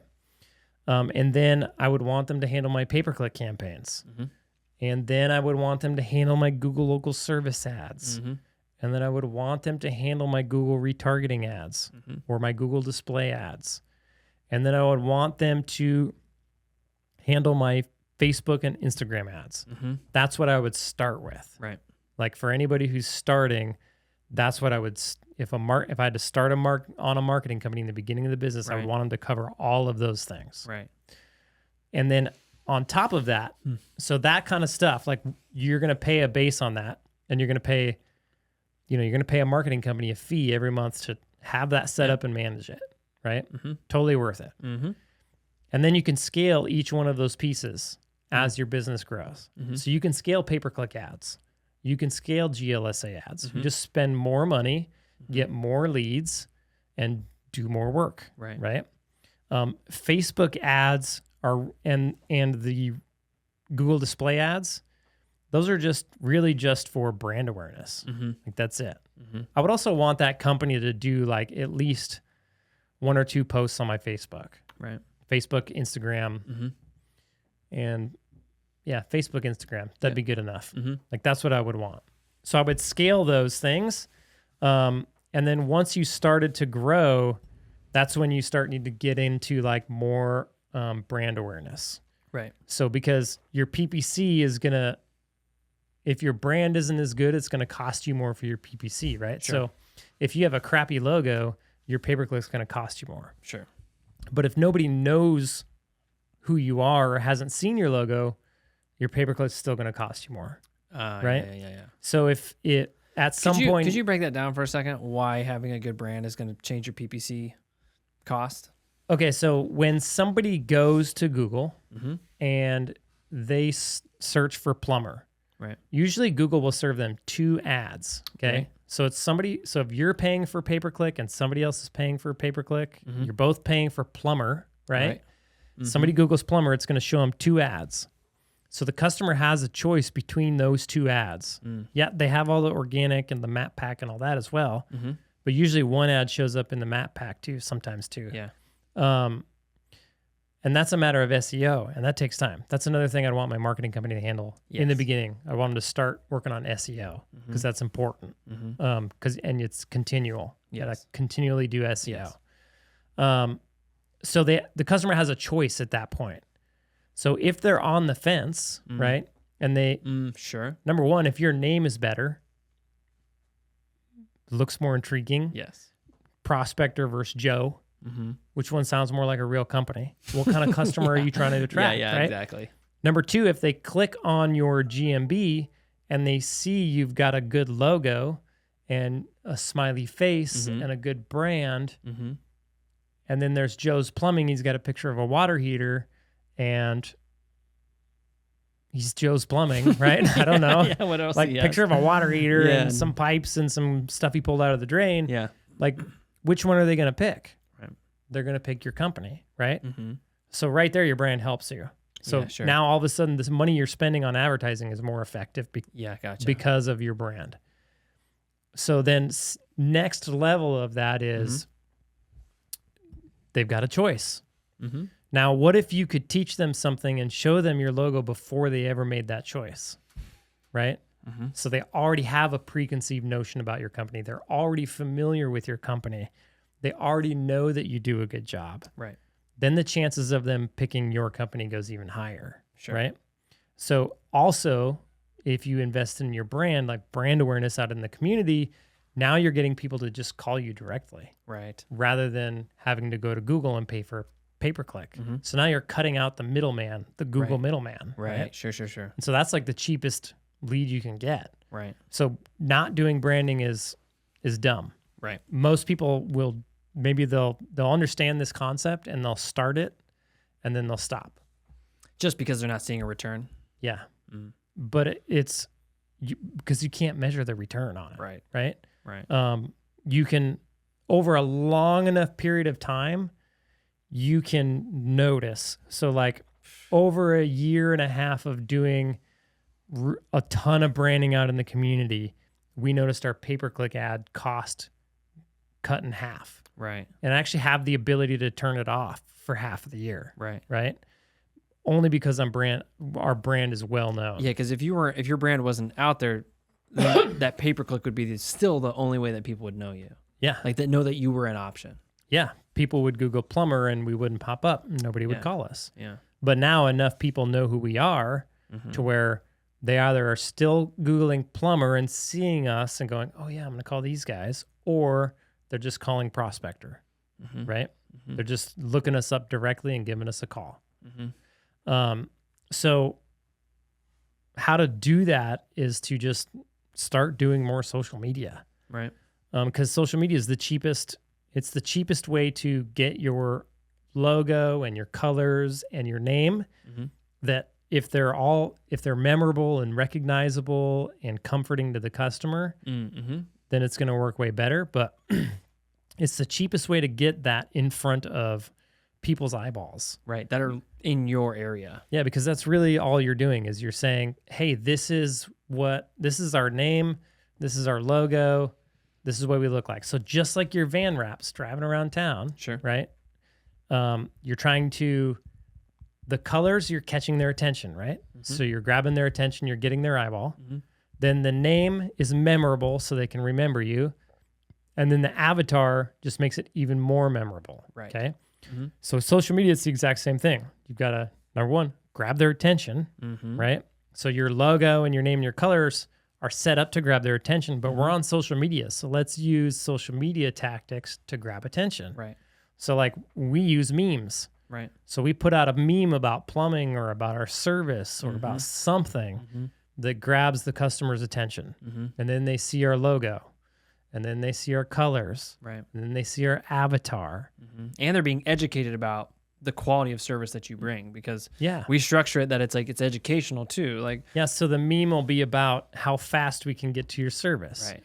Or how quality of a repair we can do, or about how happy you're going to be when you hire us because our customer service is so good.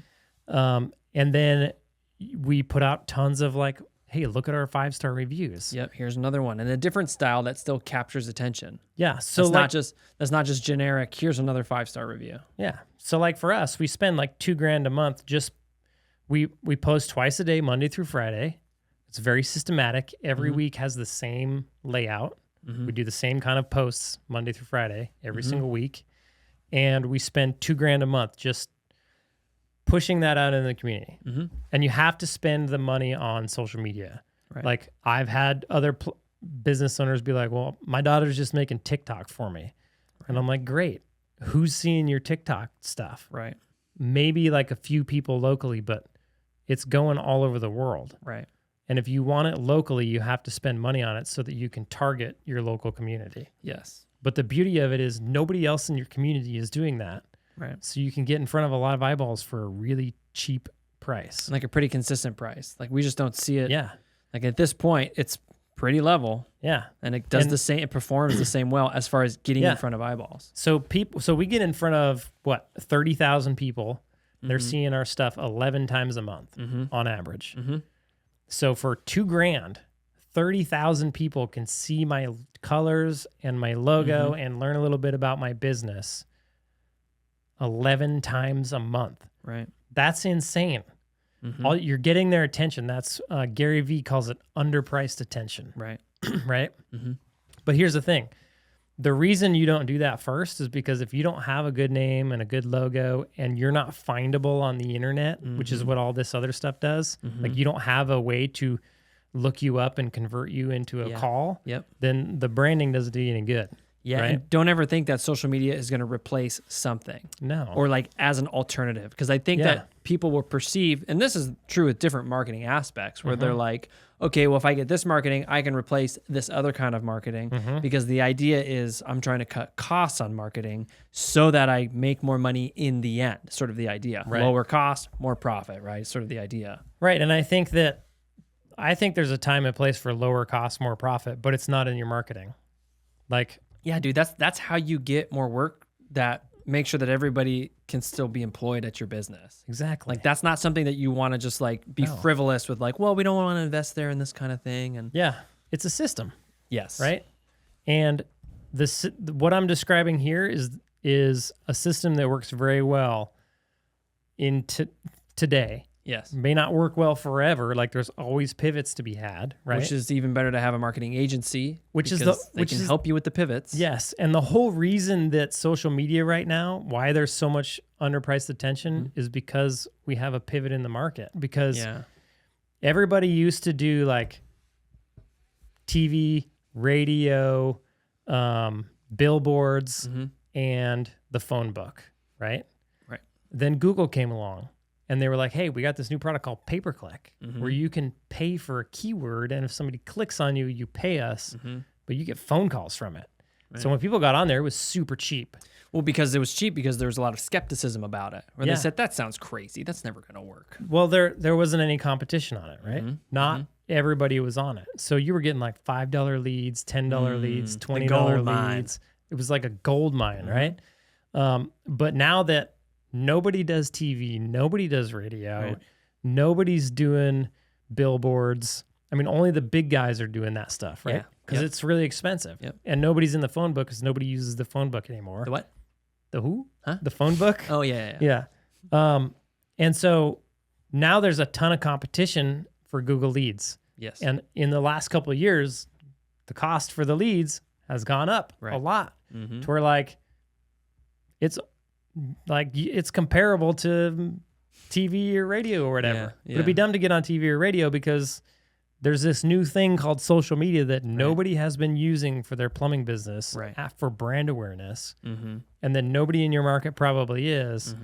And you have all this attention on there, like Facebook specifically. Like think about your customer for a plumbing business. They're all older because they own homes. So they've been able to make money and buy a house, like the majority of them, right? And the customer you want has more money. And where are they at? They're on Facebook. By the droves. There's tons of them on Facebook. Think of your, think of like your parents and your grandparents or whomever. Like they're on Facebook. They're on Facebook. Doing Facebook stuff. They're typically not on TikTok. No. They're not on Snapchat. They're more and more are getting on TikTok. Just TikTok is so much harder to do because it's video based. Right? It takes a lot more intention from you as the business owner to lean into it. So you could do like a couple different ad sets on TikTok. That's what I would do. But as far as Facebook goes, if you produce enough content and you put a little bit of money behind each piece of that content, you can preach a message rather than just, one ad that gets played over and over again. And it's very successful of getting in front of eyeballs. Yes, getting in front of eyeballs, but then the creative is important because you can get in front of eyeball, which is really lame creative. Like here is a link to a 5-star Google review. Like I see those a lot, where it's just like a link with your business logo. Like it doesn't even matter. No, it's just you have to grab attention. Yeah, so you have to think about the creative, or hire a company that is thinking about the creative. You have to grab their attention. It's just marketing is just attention. Yeah. And if you get enough attention, we're trying to get in front of their eyeballs enough to where they know who we are, right? And then when they need a plumber, they either call us or they go to Google and they call us, right? So after base marketing stuff, all the stuff I listed, I would go to social media and I would start posting a lot and I would put money behind each post and just with the intention of getting my business logo, my name, and a little bit about how awesome our service is out into the community. And I would focus on grabbing attention with every single post. Right. Like do something weird, like that's not normal. That somebody's going to stop and go, what the? Oh, prospector. And then keep scrolling. Still, you got them. And annoy the heck out of them. Like some people are scared to post that much on Facebook because they're like, well, I don't want to annoy my customer. Right. But an annoyed customer knows who you are. Right. Somebody who doesn't know who you are doesn't know who you are. So I would rather annoy them and them know who I am than worry about annoying them. And like there's that annoyed customer still at one point will probably call you if you are offering that value service that you are offering. The dumb part is you're not going to annoy them. No. They we're reaching people 11 times a month. You think they're annoyed by seeing a Facebook posts from my company I mean, not in this day and age. 11 times a month. Yeah. So they're on their phone like 10,000 times. And out of those 10,000 times they see me Yeah. 11, Mm-hmm. it's just normal. Mm-hmm. It's not, they're not going to get annoyed. Mm-hmm. Yeah. But it still sits in their brain, which is the fun part. Like whether they're not, they're like cognizant of it, it's still going to get in there. Yeah. Like we know the ads that we see through YouTube that like, yeah, I know that ad. It's been in my head. Yeah. Like I can think of all the ads that come off. I'm like, okay, yeah, there's this ad and this ad and this ad, you know? Yeah. True story. I don't know if probably nobody here follows Alex Hormozy, but they probably should. Mm-hmm. But so I remember driving around in my van when I started my plumbing business, Mm-hmm. and I remember seeing these ads for this company called Gym Launch. And I remember this buff dude and his girlfriend, and they were like, hey, gym owners. And I was getting fed these ads, and I was like, these are cool ads. No idea who they were. Totally forgot about them. Right. Like, didn't even know what it was. Escaped my memory. Years later, Alex Hormozy starts a YouTube channel, and I see him on YouTube. Dude, the second I saw him, my brain went straight back to, oh, yeah, I remember this guy's ads on Facebook. He had that company, Gym Launch. And that was the power of them literally just showing me their brand, catching my attention just a few times to where years later I could remember who they were. Pretty wild. So you can do that with your plumbing company. Yep. Okay. After that point, you're pretty much screwed. Yeah. No, just kidding. Sorry. Wait, what? Jared, wait, I don't understand. No, I mean, after that point, then like the reason you go to Facebook and Instagram first is just because it's cost effective. Yes. Right. So you're like outside of the lead generation game, then you move into brand awareness game. And it's the most cost effective brand awareness is on social media right now. You just have to go about it in the right way. Right. So then you want to go to the next most cost effective. Yes, and that's how you're going to scale from there. So probably right now you could do, there's a plethora of things you could do. You could do OTT, YouTube ads, probably OTT and YouTube ads. But like if I had a really strong social media presence, then you're getting in front of people on their phones pretty often already. Right. So I might want to get a more like personal touch to where they see us in the community. That way they know, like they see all of your online presence. They see your online Facebook stuff. They see your vans running around town. But then I would probably go start sponsoring local things, right? Right, sure. So like we sponsored hockey teams, so kids hockey teams, where you get your logo on the back of their jersey. Probably get a banner at the games or get whatever. a banner at the games. They mention you at the games, like thanks to our sponsors, Prospector Plumbing and Heating, right? So people hear your name, they see your logo. Which that's actually a lot of people. It is. It's quite a bit. And with the kids sports teams, most of those people own homes. Yes, right? They have kids. They probably have and they're like, homes. hey, this company's sponsoring sports their kids are on teams. hockey. They're probably your customer anyways. They are. 'Cause hockey's expensive. Exactly. So you got you like local kids hockey teams, kids soccer, kids baseball. Like you could do that for a long time. Right. You could sponsor more than one team. Right. You could sponsor 10 teams or 100 kids or whatever. One thing I would do if you're doing that, and we're actually putting this together in my business, we just had a giant check made. Prospector Plumbing check that we can write on with a whiteboard marker and then erase. Yeah. And so what we're doing is we're going to go put out some Facebook ads that says, hey, if you need a sponsorship for your sports team, come see us at Prospector. We've got a budget of this that we want to sponsor. Right. We want to put this money back in the community in the form of sponsoring, sports teams. So come see us. We'll give you money on the spot, and we'll sponsor your team. Right.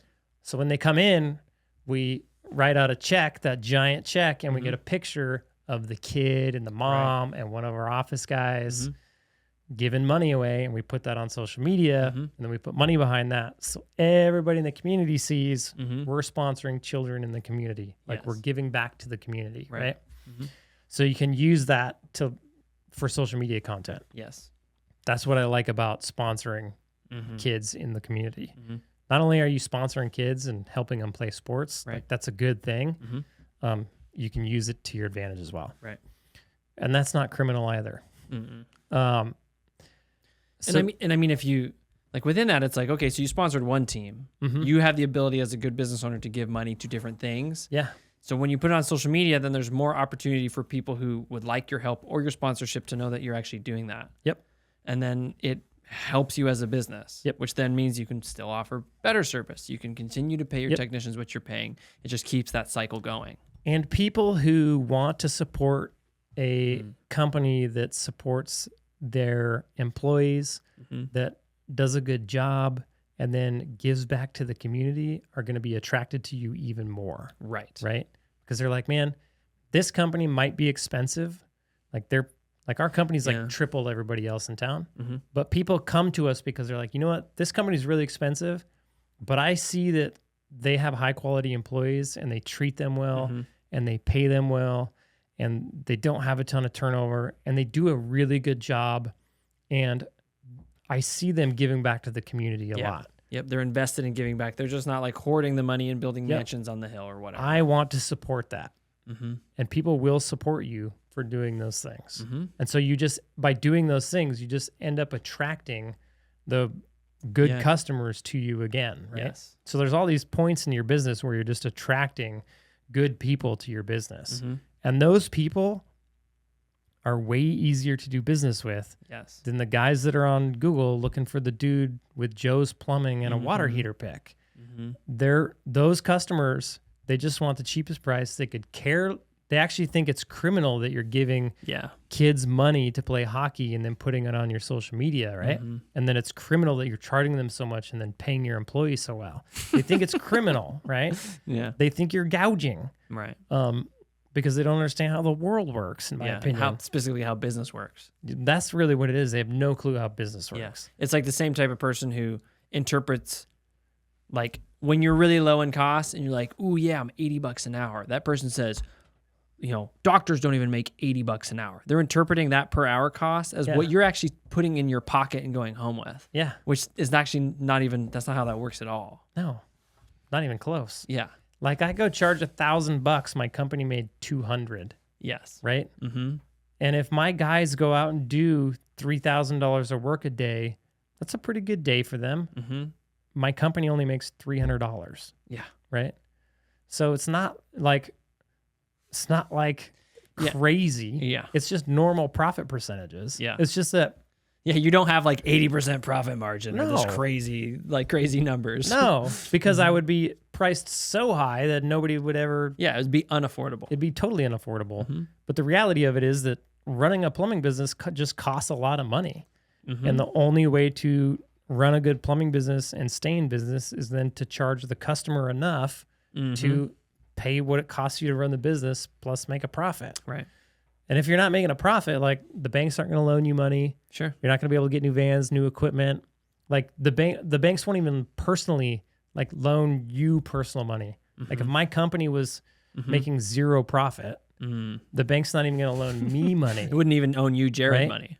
And then for the poor business owner, like think of people who go to work for a company and have a retirement, and at the end of the 30, 40 years of working, they can collect Social Security, they can collect on their 401k. Right. For a business owner, that business is his retirement. Right? He doesn't have a 401k or a Roth IRA. He's trying to build something of value so that he can sell it and then retire off the funds. And if you don't have profits, your business is worth zero. Right.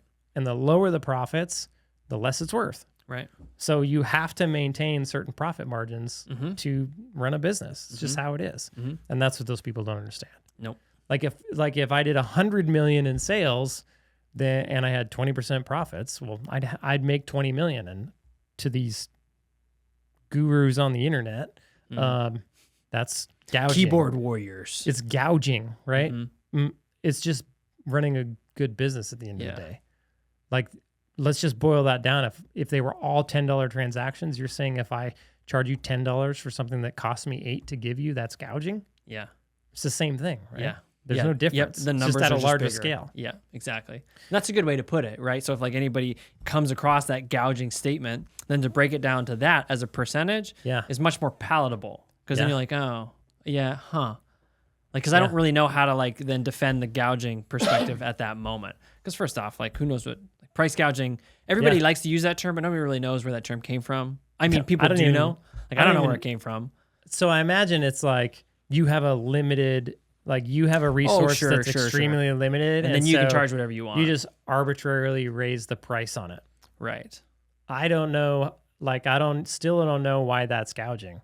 If I've got five of this thing and I've got 10,000 people that want it and I can sell 5 of them for 10 grand, well, then to me, that thing is worth 10 grand. Yeah. And I think it just comes down to like, how do you view the market and economics? Yeah, because some people would say, well, it's not fair because normally it's not priced that. But then you have to argue over, okay, well, how can you determine what is normal and what is not normal? Yeah.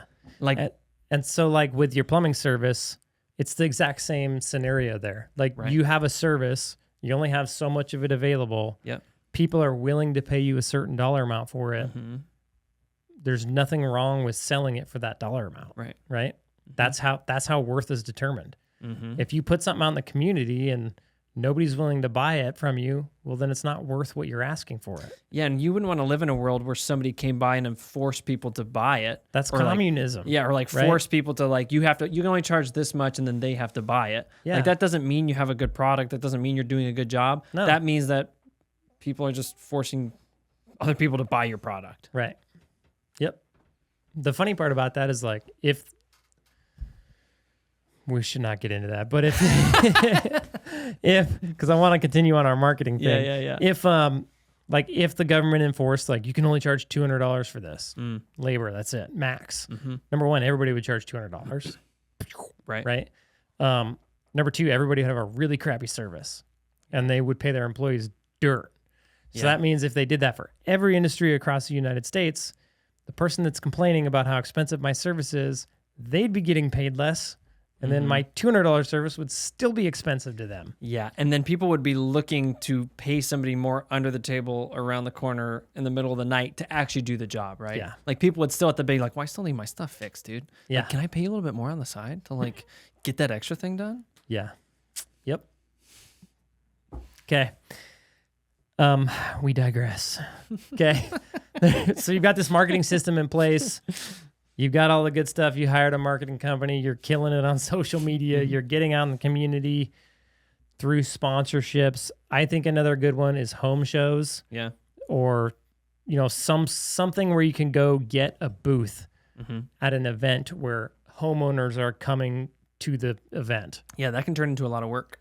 Yeah, work for your plumbing company, not just work putting up the home show. Yeah, there's a really good way to run those. Like, those are really cool because you're actually getting in front of the person.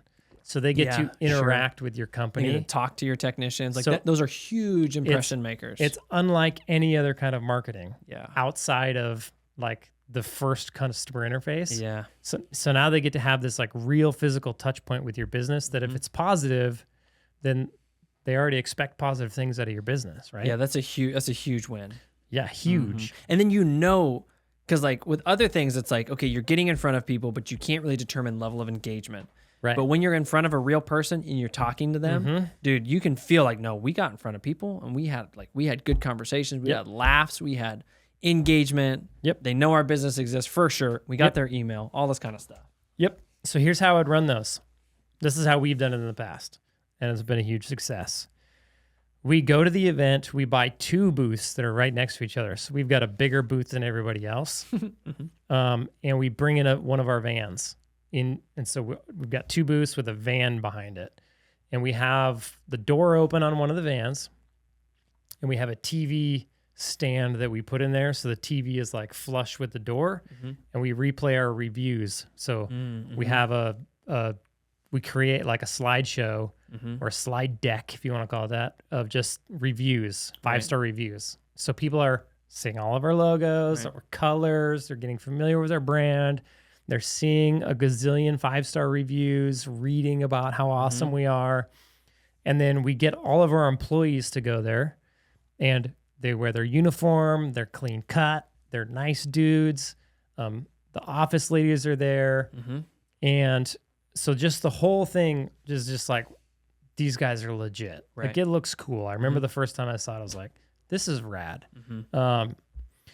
So then we have tables and we do giveaways. So we go buy things. We go buy things or gift cards from other local companies, and we have sign up sheets to sign up for the giveaway. Yep. So before the event ever starts on social media, we put out, hey, we're going to be at the home show or whatever show it is, and we're giving away this from this company, and then we tag that company on social media. And we're giving away this from this company, and then we tag that company. Make sure and come to our booth and check it out and sign up to win, right? So we're letting the company or the public customers, I'm going to call them customers. We'll call them public. Yeah. We're letting the public know, like, we're going to be there. You can come to our booth and you can sign up to win all this super cool stuff. Yep. And then when you tag the other company, now the other company shares your post on their page, right? Yep. And these posts get tons of traction. So tons of people see it, all for free. You put a little bit of money behind that, and then pretty much the whole community knows you're going to be at the home show giving away some cool stuff. When you're picking companies to give away stuff from, pick companies who have a bigger social media following. Yep. Because when you tag them, it's going to go farther. Yep. So you can do a little bit of forethought and then make this thing work really well. So now everybody knows you're going to be at the home show, giving away all this cool stuff. So have sign-up sheets. Get their name, their phone number, and their email for them to sign up for the giveaway. Okay? So now the entire time at the home show, you're collecting names, phone numbers, and emails, and you have a giant list that you can then, after the event, go send out a mass email to all of them. Hey, we were so happy to see you at the home show. It was really fun talking to you. I don't know. Here's our gift to you. Right. $25 off coupon. Just mention this email at your next service appointment and to redeem your coupon, right? That's it.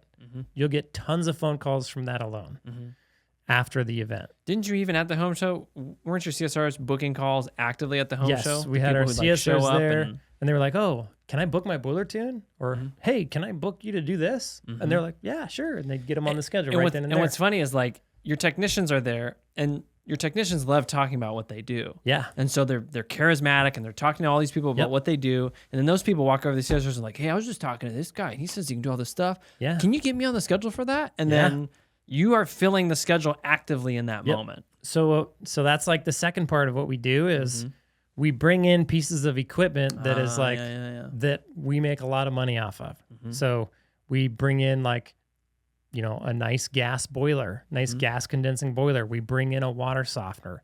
We bring in an on-demand water pump.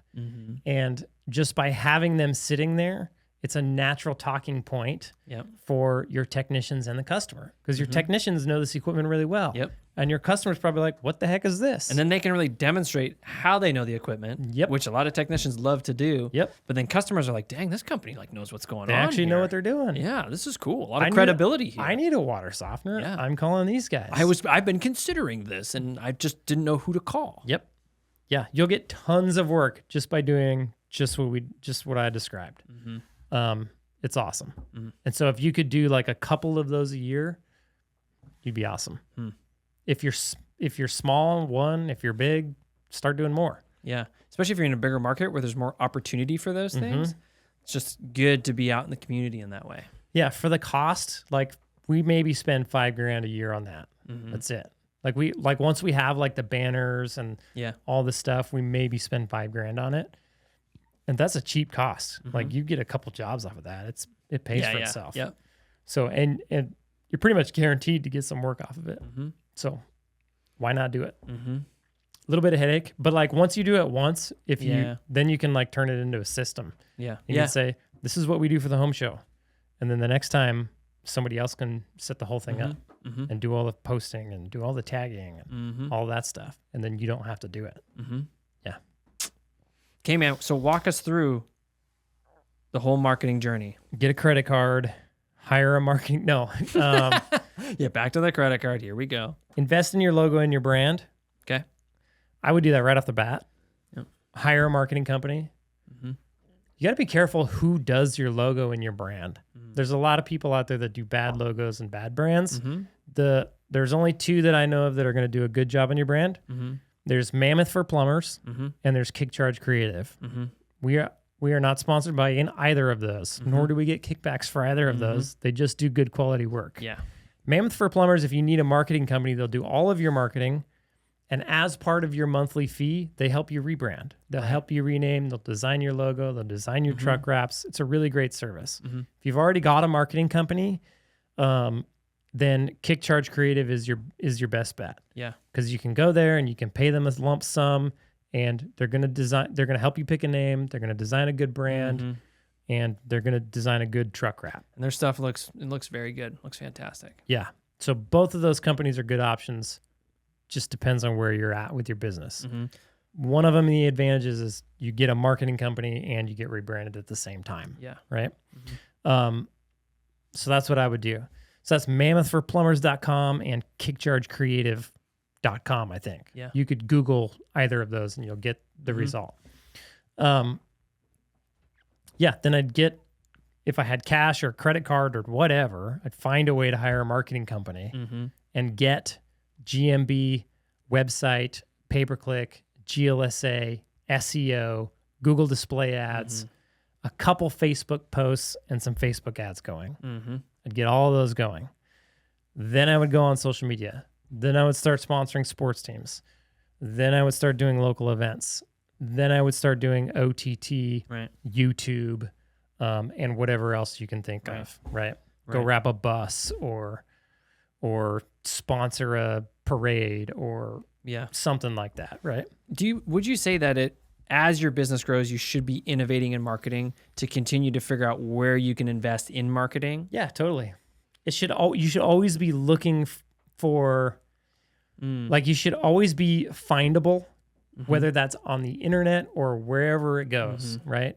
Marketing, it's always the same. It's always been the same. You got to be findable. That used to be the phone book. Sure. Now it's the internet.